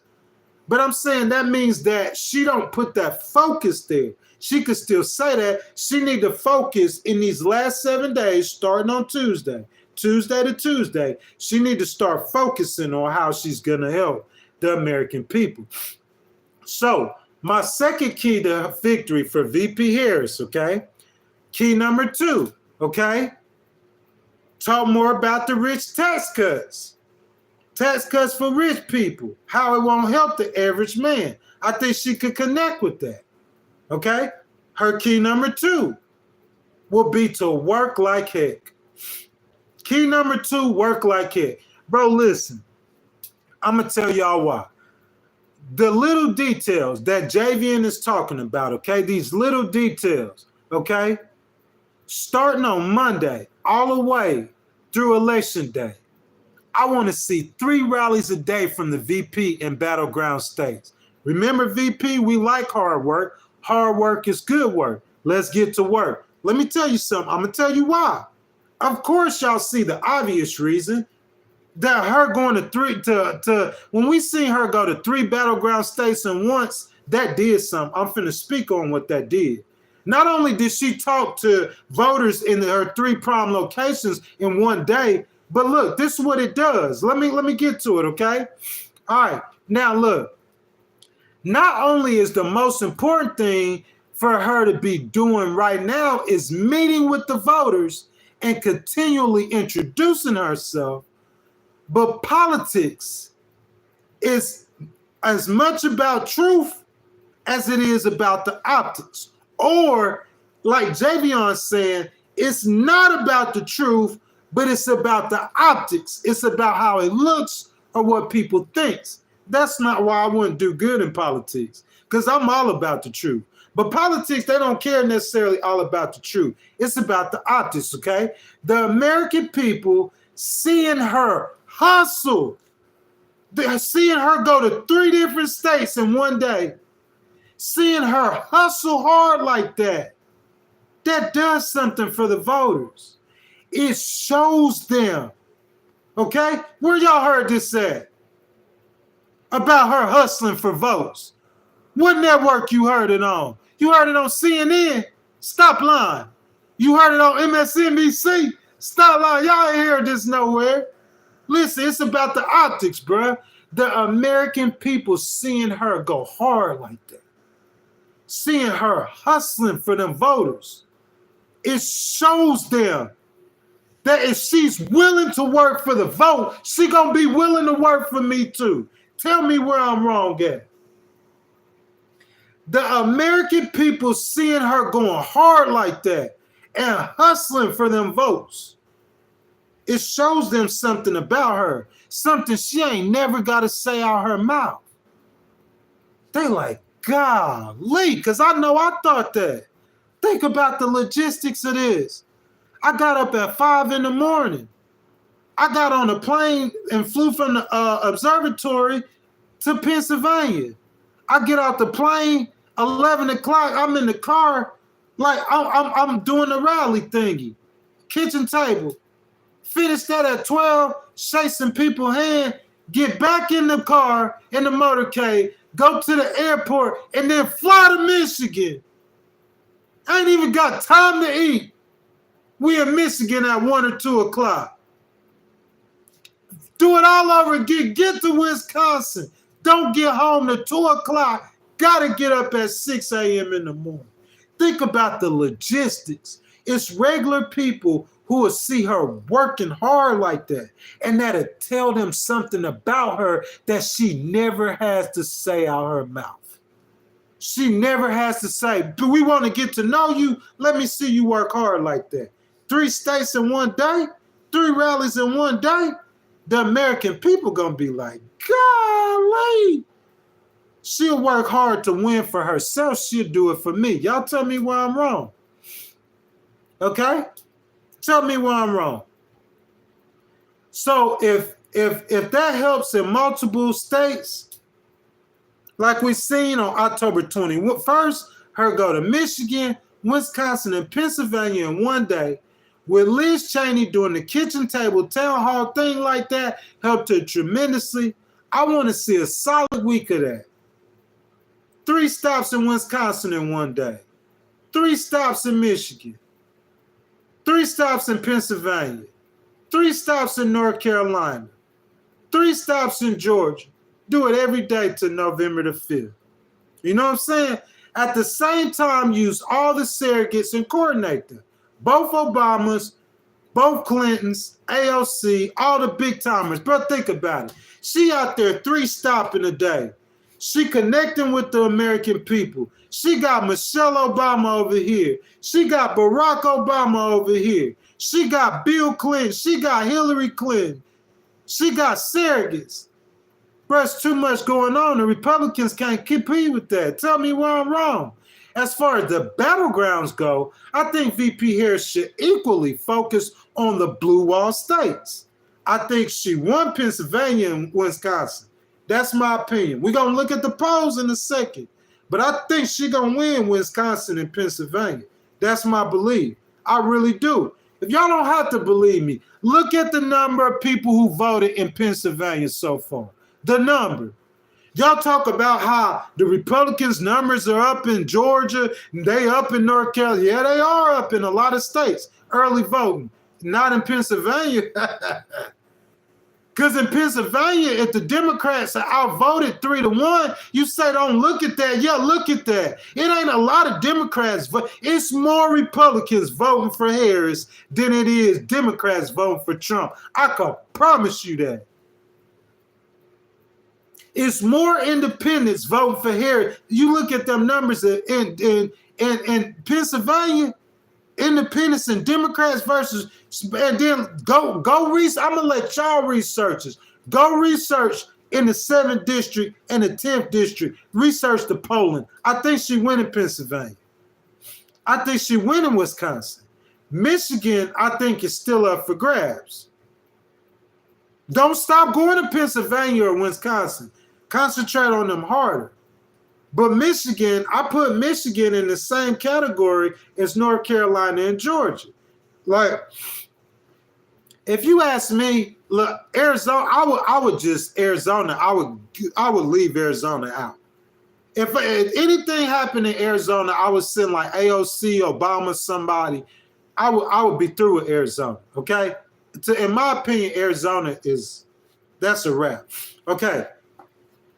Michigan, Wisconsin, and Pennsylvania, I would spend equal time in those 3 states because, in my opinion, those 3 states are up for grabs. If you look at the polls, the 270 to win polling average that I use, that I've been constantly using, the numbers are about the same in in North Carolina and Georgia.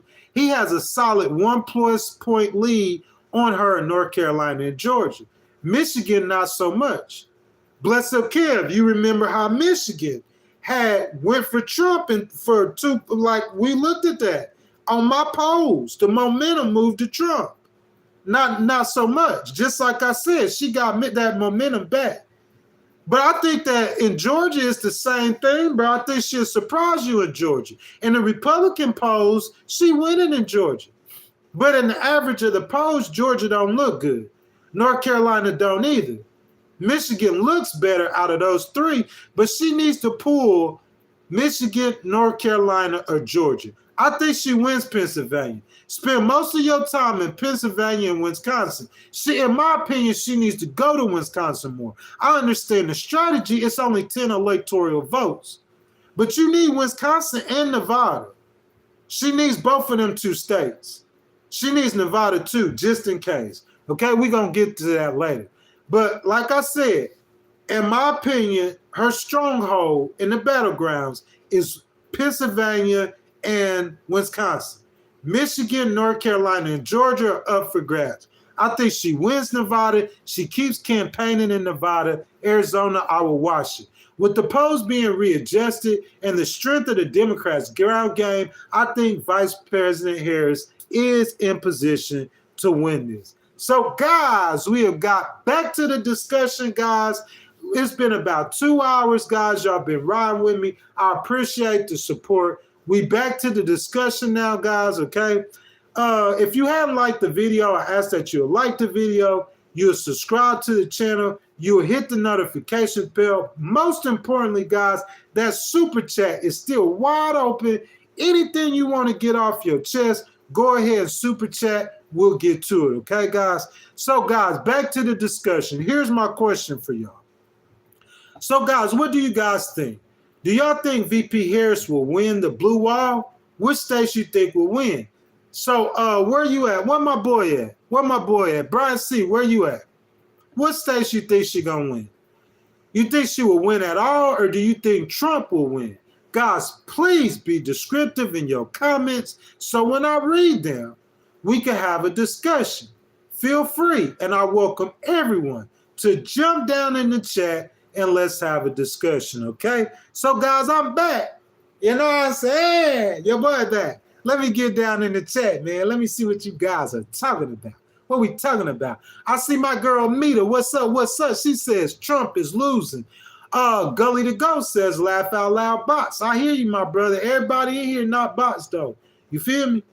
Everybody in here not bots. You got bots everywhere you go. There's some bots in here, some AI in here, I would imagine. That's a YouTube thing. That's not my problem.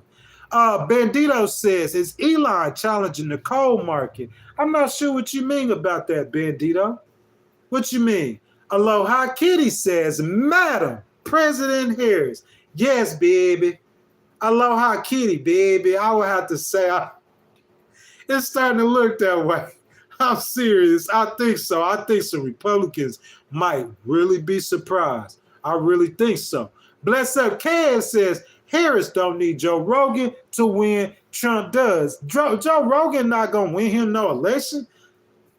I feel what you're saying, though. Bless up Kev. No, she don't need that. Look at her supporters. You feel what I'm saying? Trump needs Joe Rogan. It's still not going to help him because he needs like an astronomical amount of young males to go vote for him. He's not going to get that. He needs an astronomical amount of males to vote for him. I don't think he's going to get that. The women. He ain't got the women vote. He ain't got the youth vote. To me, those his two biggest problems. You see what I'm saying? Daniel Wright says, keep dancing. I'm going to keep dancing, Daniel. If people ain't found out, I'm real good at it, too. I'm real good at it. When I start dancing, people start ducking and hiding or start paying. You feel what I'm saying? Because if I sue somebody, you paying. I can promise you that. You feel me? I'm a litigator, bro. One of the coldest in the city. On everything I love, ask about me. Ben, I say that humbly. Bandito says, Williams, please speak for yourself. He says that he's just chat. Bless up Kev says, still not going to help Trump. It's not going to help him at all, bless up Kev. Joe Rogan is not going to help him at all. You know what I'm saying? He says Trump has no morals and is a criminal. I agree with that. You know what I'm saying? Aloha Kitty does too. And that's why we voting for Harris. Because we don't feel like he has morals. But let me throw some more Trump supporters in here so we could be fair and balanced and hear both sides of the story. Dennis Wilkerson says he got the black male vote. The black male vote. Dennis, this is what I want to do. And I really want to get into a discussion with y'all, but I don't want to get too deep to get away. That's what I used to do whenever I used to do the streams. I would go down the rabbit holes. I want to cover the content first before I get into it. But you got to think about it, Dennis. He's not going to win the whole black male vote. Harris is still leading the black male vote, bro, by 30 points. And then on top of it, the black male vote, think about the black vote in general. Look how small the black vote is compared to the women. Or white suburban women. The black vote isn't big enough. If in a small race, it matters, but I think, like I'll get to that later, Harris going to mobilize them young people. And I think that's how she's going to become president. Okay? But guys, this is the last segment. We're going to talk that poll talk. We talking that poll talk. Kamala Harris is crushing Donald Trump among voters aged 18 to 34, according to a new CNBC Generation lab poll with 60% favoring Harris, over 40% favoring Trump. Guys, give me just a second. I think I see a sticker in the chat. Luann Franklin. Hello, baby. Luann with that $99.99 sticker. Thank you, baby, so much for donating to the channel, supporting the channel. She always supporting and donating the channel. So thank you. Yeah says you like polls. Right. I was finna give an educated y'all in here clowning, man.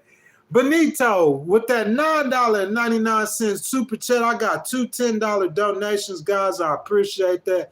Thank you guys so much for the love, guys. We're not going to be on. We're doing once a week now with the podcast, but we're not coming back on again into the 3rd. And that's going to be in the morning at 6:30 a.m. on November the 3rd. And then we'll be going live again on November the 4th at 6:30 a.m. Okay, guys? So I appreciate y'all donating, all the support I've gotten to this point thus far, all the views we've gotten, all the love I've gotten. I appreciate you guys so much. Benito with that $9.99 super chat says the Senate VP is running on change. I repeat, the second in command of the United States is run a campaign on change. Change it now. You're the vice president. Benito, listen though, this is what I'm saying. This race is a referendum on who? Is it a referendum on Biden? Biden not running. She the vice president. She's not Joe Biden. But I'm saying the guy that she's running against, guy has been president before. VP Harris is the only one in this picture who has not been president. Guys, excuse me for just a second. I apologize about that. Guys, VP Harris is the only person in this picture who has not been president. So who you got a referendum on? How you gonna have a referendum on Biden? That would be fine. But if you can have a referendum on Biden, but Trump was president before too, and Biden's not running. So that's why VP Harris gets to come in and say she's running on change. That's the reason why she gets to say she's running on change. Because she's not Biden. And Trump used to be president. So Trump was president before. So that's why we are not going back. We're not going back. We're not going back. Because Trump used to be president before. Does that make sense? And she's not Joe Biden. So how she can't be the change artist? She not the future. She's not the past and she's not the president. She's the future. Does that make sense? Aloha Kitty, baby. Thank you so much. You know what I'm saying? Appreciate that. Aloha Kitty with that $5 super chat. She got 75 people in the stream right now. You guys go up and like. I want to see 75 likes on Aloha Kitty's super chat. Everybody in the stream right now, y'all like Aloha Kitty super chat. She says, keep on keeping on, brother. I appreciate it, Aloha Kitty. Baby, you know I appreciate it. And baby, you know I'm not impartial because people get mad at me often because I say stuff negative about Democrats. So I'm saying all of this stuff that I'm saying right now, I've researched all of this, I've thought it through, and that's why I think that she's going to win. And I think this is how she wins too. You know what I'm saying? And I think her winning would be better for America than Trump. Because I would rather that chaos be outside of America than inside of America. And I think if Trump gets reelected, he's going to bring that chaos back. But guys, thank y'all for those donations. You know what I'm saying? Somebody told me good luck, Miss Luann, talking about in the dancing. I think she was talking about Miss Luann. You could correct me if I'm wrong. But I like good luck in dancing. Like, guys, there's some stuff I can't speak on. I am a litigator, but I call litigating dancing like when I sue people or when I have cases. But guys, I win my cases. I told y'all from the very beginning, didn't I? Back when I got buried as a litigator, as a paralegal with no law license, getting buried, going up against corporate strongholds, rich men with paid attorneys that make huge money. And I got buried alive. And I told y'all then that I don't lose cases. You feel me? So if it's a John Doe case, you can say we gonna keep dancing if it's John Doe. But the first time I catch one of y'all and I pin you, if I don't miss you, the first time I hit you now, it's gonna be 430. Because you know you can't beat me in that argument. And you know you don't have the money to hire what rich dude. You ain't got the money to hire. Listen, you could be a multi-millionaire. You gonna need the best attorney in America if I get on your head. And he can't help you. The best. That boy the coldest in the city. Hey, I had to get that in, Miss Luann. Thank you, baby. Y'all, thank you for the love, man. I'm a dance for the rest of my life. I'm a justice fighter. That's what I do. You see what I'm saying? I don't come to you. I'm talking about a military legal. I'm not coming to you in the name of being tough. I come to you humbly in the name of justice, in the name of the law. So I will dance forever. Let me get back to the content. Just got out that rabbit hole. Okay. Thank you, Luann, baby. Okay. So guys, all right. This is significant because although candidate Joe Biden carried young voters by roughly the same margin in 2020, according to the Pew Research Center, his grip on the youth vote was slipping away last spring, okay? As recently as July, the CNBC Generation Lab poll put Harris's lead among his cohort as a shakier 46 to 34%. Now it looks like Harris has recaptured the 20-point lead that Biden enjoyed in 2020.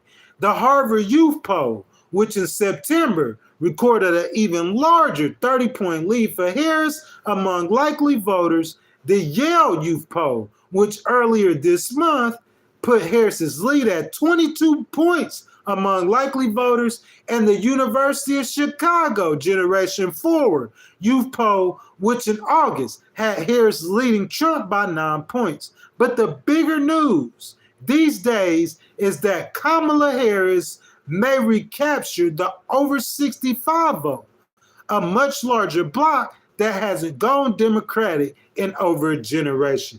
Guys, I'm a political science major. That was my major. You see what I'm saying? So we got to break these segments down and look at what's really going on. Initially, Harris slipped among the over 65s with the New York Times Siena likely voter poll showing her losing this group by 6 percentage points last month, 52 to 46. But a follow-up poll earlier this month showed her leading Trump with over 65s, 49 to 47. That momentum shift is almost a 12-point shift, okay? Almost a 12-point shift among those over 65, all right? There are over 63 million women voters over the age of 50. Listen to me, okay? You're looking at 150 to 160 million people vote, give or take. Few million, 150 to 160 million vote. 63 million of them are women voters over the age of 50 years old, okay? A large segment, women voters over the age of 50. What you think her margins are going to be in that group, okay? 97% of them are going to vote. So women over the age of 50, the largest voting group, most of all of them are going to vote. And you know how she's doing in the polls with that voting group, okay? So now, guys, before we look at the polls, let's look at Harris's coalition. The polls aren't counting the youth vote because they're not likely voters. But if Harris wins the youth vote by 20% with turnout, we are seeing at the polls she will probably win the election. Then you have women. Women make up, over 50 make up 30% or more of the electorate. But women in general make up over 50%. Harris is winning among women by double digits. The African American vote. Harris may not have Obama numbers, but she will win the African American vote by over 80%. The white suburban women and the college educated voters. Guys, I just gave you her coalition. That's her coalition, y'all. Excuse me, just a second, please.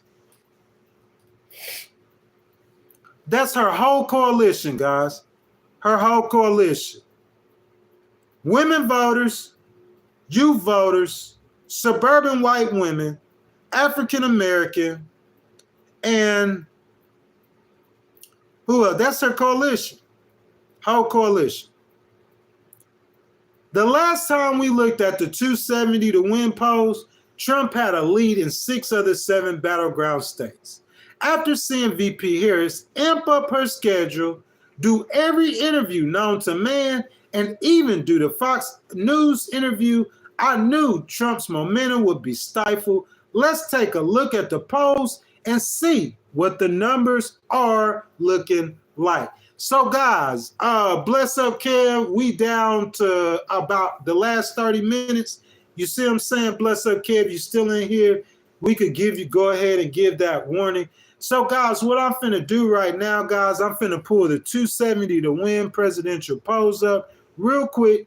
We're gonna look at those polls. I'm going to jump down into the comments. We're going to do one last discussion. And guys, I will thank you for joining me. I think we had a great stream this morning. You know what I'm saying? Today is October 26th. So this is the first official day of the podcast, although we've been streaming for over 2 months now. Okay? So in the national poll, that doesn't really matter. You got to remember, 30 million people have voted already. So 30 million people voted while they doing these surveys. You got to remember. And the 30 million people ain't counted in this poll. So remember, okay?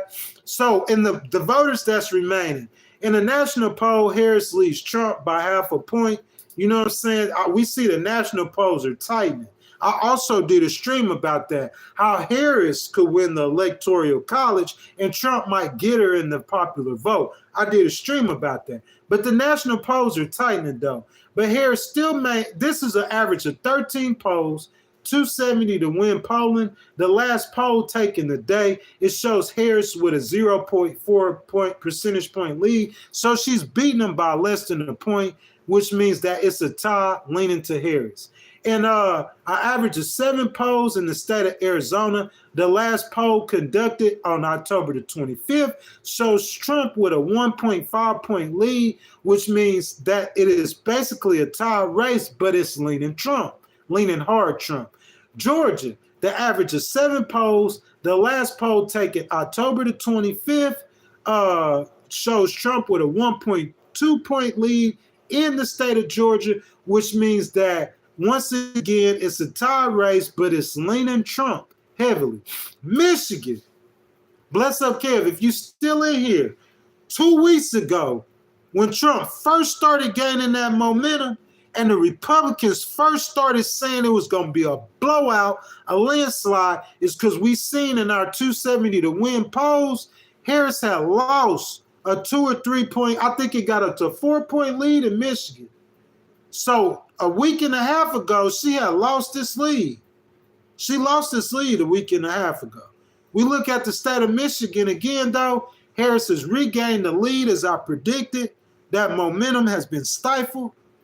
The polls I use an average of 6 polls, 270 to win poll, with the last poll being taken in October 25th, shows that in the state of Michigan, Harris has nearly a 1 point lead over Donald Trump.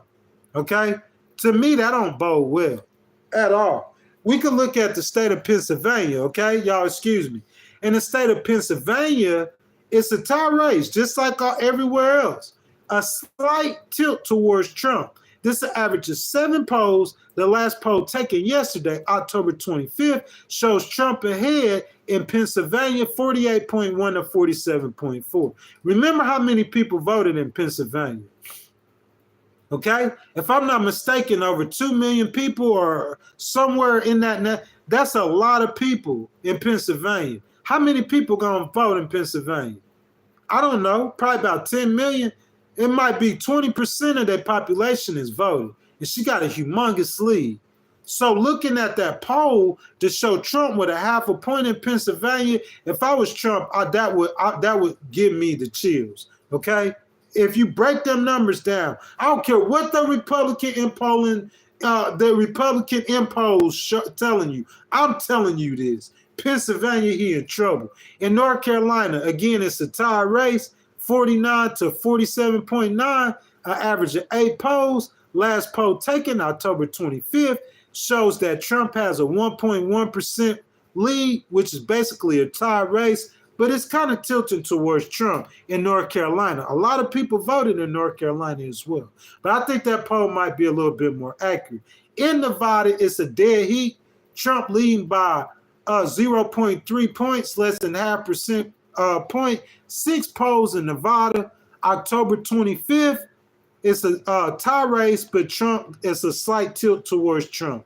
Okay, where we got left? Wisconsin. So in Wisconsin, in the state of Wisconsin, ain't that what we got left? I don't see no other states where Trump is close to where it'd be an upset in any state, you know what I'm saying, for Trump. But in the state of Wisconsin, y'all, give me just a second. These are fresh polls. Let me locate it. Guys, I'm about to get back in that chat for our final discussion, but I wanted to give you all the battleground states. You know what I'm saying? I even called Arizona. I don't even know why we go over Arizona. In the state of Wisconsin, it shows that Harris it's a tie race, but Harris got a slight lead. It's tilted towards Harris, less than 1 percentage point. The last poll, average of 7 polls, 7 different polls. Last poll taken October 25th shows Harris is ahead 48.4 to 47.4. So if we look at the battleground state polls, she winning in Michigan, she winning in Wisconsin. You don't have as much early vote in Michigan as Wisconsin as you do in Georgia. Bro, listen, 20% of the people have already voted. A lot of them are in Georgia, North Carolina, and Pennsylvania. A percentage of their electorate has already voted.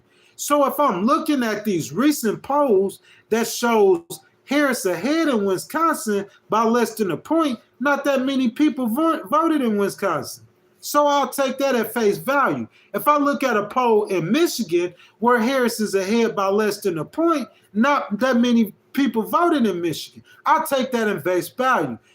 In Georgia, saying Trump up by a point in Georgia, bro, how many Georgians has shattered records? Millions of people voted. Percentage of their electorate have already voted. Pennsylvania, too. A percentage of their electorate has voted. So Trump is ahead by 0.4 points in the polls, and you done had 20% of the people vote, and in that 20%, Harris is leading by 10 points. I think, bro, that's my logic. I think she's going to win Wisconsin. I think she's going to win Pennsylvania. I think she's going to win Michigan. I think she's going to win Nevada. So I give Harris 276 electoral votes for the win. That's my take, guys. 276 electoral votes to Harris for the win. So, guys, I thank y'all so much for joining me. Guys, I'm sorry if I hadn't been in the comments. I'm finna jump down in the comments real quick. One last time. You know what I'm saying? One last time, guys. I'm going to get down in the comments, and we're going to do this one more time. If y'all still in here, y'all hung with me, man, for 2.5 hours, I ask that y'all go ahead, like the video, double tap the screen. You know what I'm saying?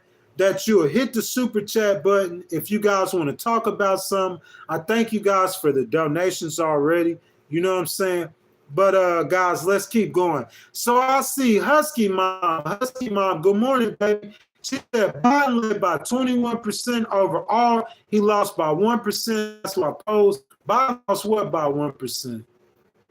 What did Biden lose by 1%? You mean President Biden lost by 1%? This one I say, Husky Mama, if you was here at the top of the tree, I told you how the pollsters, if you go do any research, you could go look this up right now. I told you guys how the pollsters said that the polls have been readjusted. You see what I'm saying? 2016 and 2020, they readjusted the polls. The pollsters said that, and we seen it in action in 2022. Tell me where I'm wrong. Liz Pope says, Smokers Lounge, the way you manage your debt is what affects your credit score. Babylon says, you don't know what real patriotism is. Let's see. I'm trying to see if I got some good comments in. Miss Mita, thank you, baby, for participating. She says, I think she's going to win the presidency. I think so, too. Husky Mom says Hillary was winning. Husky Mom, I went over all of that. They adjusted those polls after 2020. Which poster was that? It was a poster that showed Trump up by 3 points. I looked it up on YouTube. I seen 3 or 4 posters, all the major posters. They said they admitted that the hidden Trump voter, they said they had some Trump voters who would come straight out and say they were voting for Trump, but they favor his policies. They ended up voting for him. So those kind of people they survey, they count them as Trump voters now. So it's not going to be no Trump. That's one of my keys to victory, Miss Husky Mama. Trump's not getting no poll surprise or poll help no more. He's not getting no more help from the polls this time. I think that the polls are underestimating. I think VP Harris is going to get the help from the polls this time. That's what I really believe. Benito says such thing as a blue state, just a blue city. Benito, that's the one of the smartest things or the most wisest things I've heard like on the internet in a while. The state ain't blue. Pennsylvania ain't blue or purple. Let's go to a blue day. California ain't blue. You could go to mid cities or mid in the rural areas in California is a bunch of Republicans. Republicans outnumber Democrats in rural areas. That's here in Houston. Here in Houston, the Republicans outnumber the Democrats in the rural areas. Facts. That's just facts. But in the cities, as he said, the Democrats win. Luann Franklin says Reading, PA is the Hispanic capital of Pennsylvania.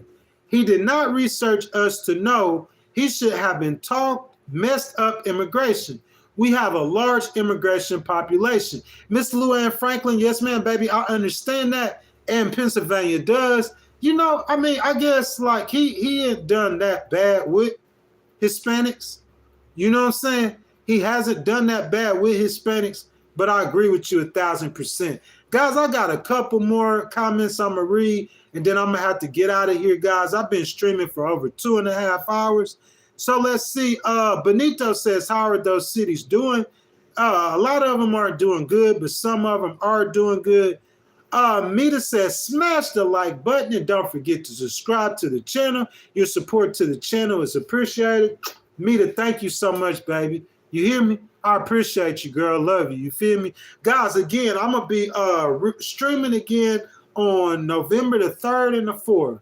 November 3rd and the 4th, guys. Y'all look for me then. You know what I'm saying? This is the last time y'all guys going to see me to November 3rd or the 4th. So God gives you your potential, says cowardly. Well, I guess he's talking about Donald Trump is cowardly because he won't go on MSNBC. I guess he's talking about Donald Trump is cowardly because Donald Trump won't debate Kamala Harris. So I'm not sure what he's talking about. Mita says, okay, I read that. Husky Mom says, the research says the pollsters always give the Democrats more points. Yeah, that is true, Husky Mom. But they readjusted that after 2020. I wish I had the time to go look up that information for you.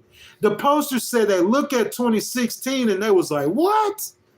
Then they said they look at 2020 and Joe Biden was ahead by 7, 8, 9 points and he only won by a point or a couple points. So they said they readjusted the polls.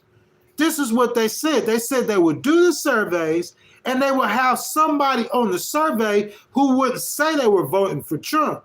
They would be against abortion. They would be against gay rights. They would be against this, but they wouldn't come out and say they voting for Trump. So the posters would count them as an undecided because they wouldn't say they were voting for Trump. So the posters said now when they see people like that, even if they don't say they voting for Trump, they count that as a vote for Trump. So we've seen this in action. In 2022, what happened? The Democrats outperformed the polls. Am I right or wrong? Tell me where I'm wrong at, y'all. Didi Sarson, how you doing? Thank you for joining. Leon Franklin says, take care. We appreciate you. Of course, baby. 10,000% all the time, of course. Anytime, all the time.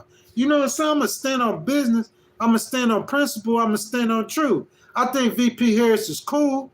You see what I'm saying? I wish somebody had called me and they would have hired me. You feel me? So I could go to work for her. If she become president, I'll host her. You feel me? I hope somebody call me and put my skills or talent to use. I think she's a cool person. I think she cares about the American people. So it's not just I'm doing this to like help VP Harris. I like VP Harris. But I'm saying I love my country. I love America. I don't love it as much as she does. Obviously, I'm not going to run for it, but I will fight for my country. This is my country. I love my country. And I think VP Harris would be better for America. But like I said, God is my king. And if Trump wins, I'm not going to be sad or depressed. God will still be my king regardless of who wins the election. That being said, thank you so much. I love all you guys so much. Miss Mita, baby. Thank you so much. Aloha Kitty, I think she gone. Thank you, baby. Thank you so much. Luann Franklin, Next time I see you in here, baby, I'm going to make you a moderator. I would do it right now, but I can't do it on this screen. But Luann, thank you for your donations, baby. Thank you, thank you. Bless up, Cass said 15 minutes. Thank you, bless up. We ain't keep the people in here, but we see more people. Traffic was directed into the stream, so I appreciate that. YouTube giving us an opportunity. Liz Pope, I'm going to make you a moderator next time. Thank you so much. Of course, Husky Mom, Miss Mita, all of you guys so much. Guys, thank y'all for tuning in to the Legal Wars podcast. I appreciate the love. I appreciate the support. Guys, like I said, once again, you guys could catch us live next on November the 3rd and November the 4th. If I'm not mistaken, that's a Sunday and a Monday, not tomorrow, but next Sunday and next Monday, 2 days in a row, streaming right before the election. And guys, after that, I think we're going to stream 4 days next week because we're going to stream the Wednesday, if I'm not mistaken, and Thursday after the election to deal with the aftermath. That being said, guys, that's my time. I thank you guys so much for tuning in to the Legal Wars podcast. I thank you guys for y'all's love and support. If you haven't liked the video as y'all go out, like the video, subscribe to the channel, hit the notification bell. Tell y'all your friends about the Legal Wars podcast, guys. I'll see y'all again on November the 3rd. Beautiful Saturday outside. Y'all go and enjoy y'all's day. Have a great weekend. I pray that God bless you and your family. And you guys, I'll see y'all next time on the Legal Wars podcast, guys. I love all of you guys so much. Thank you. See y'all next time.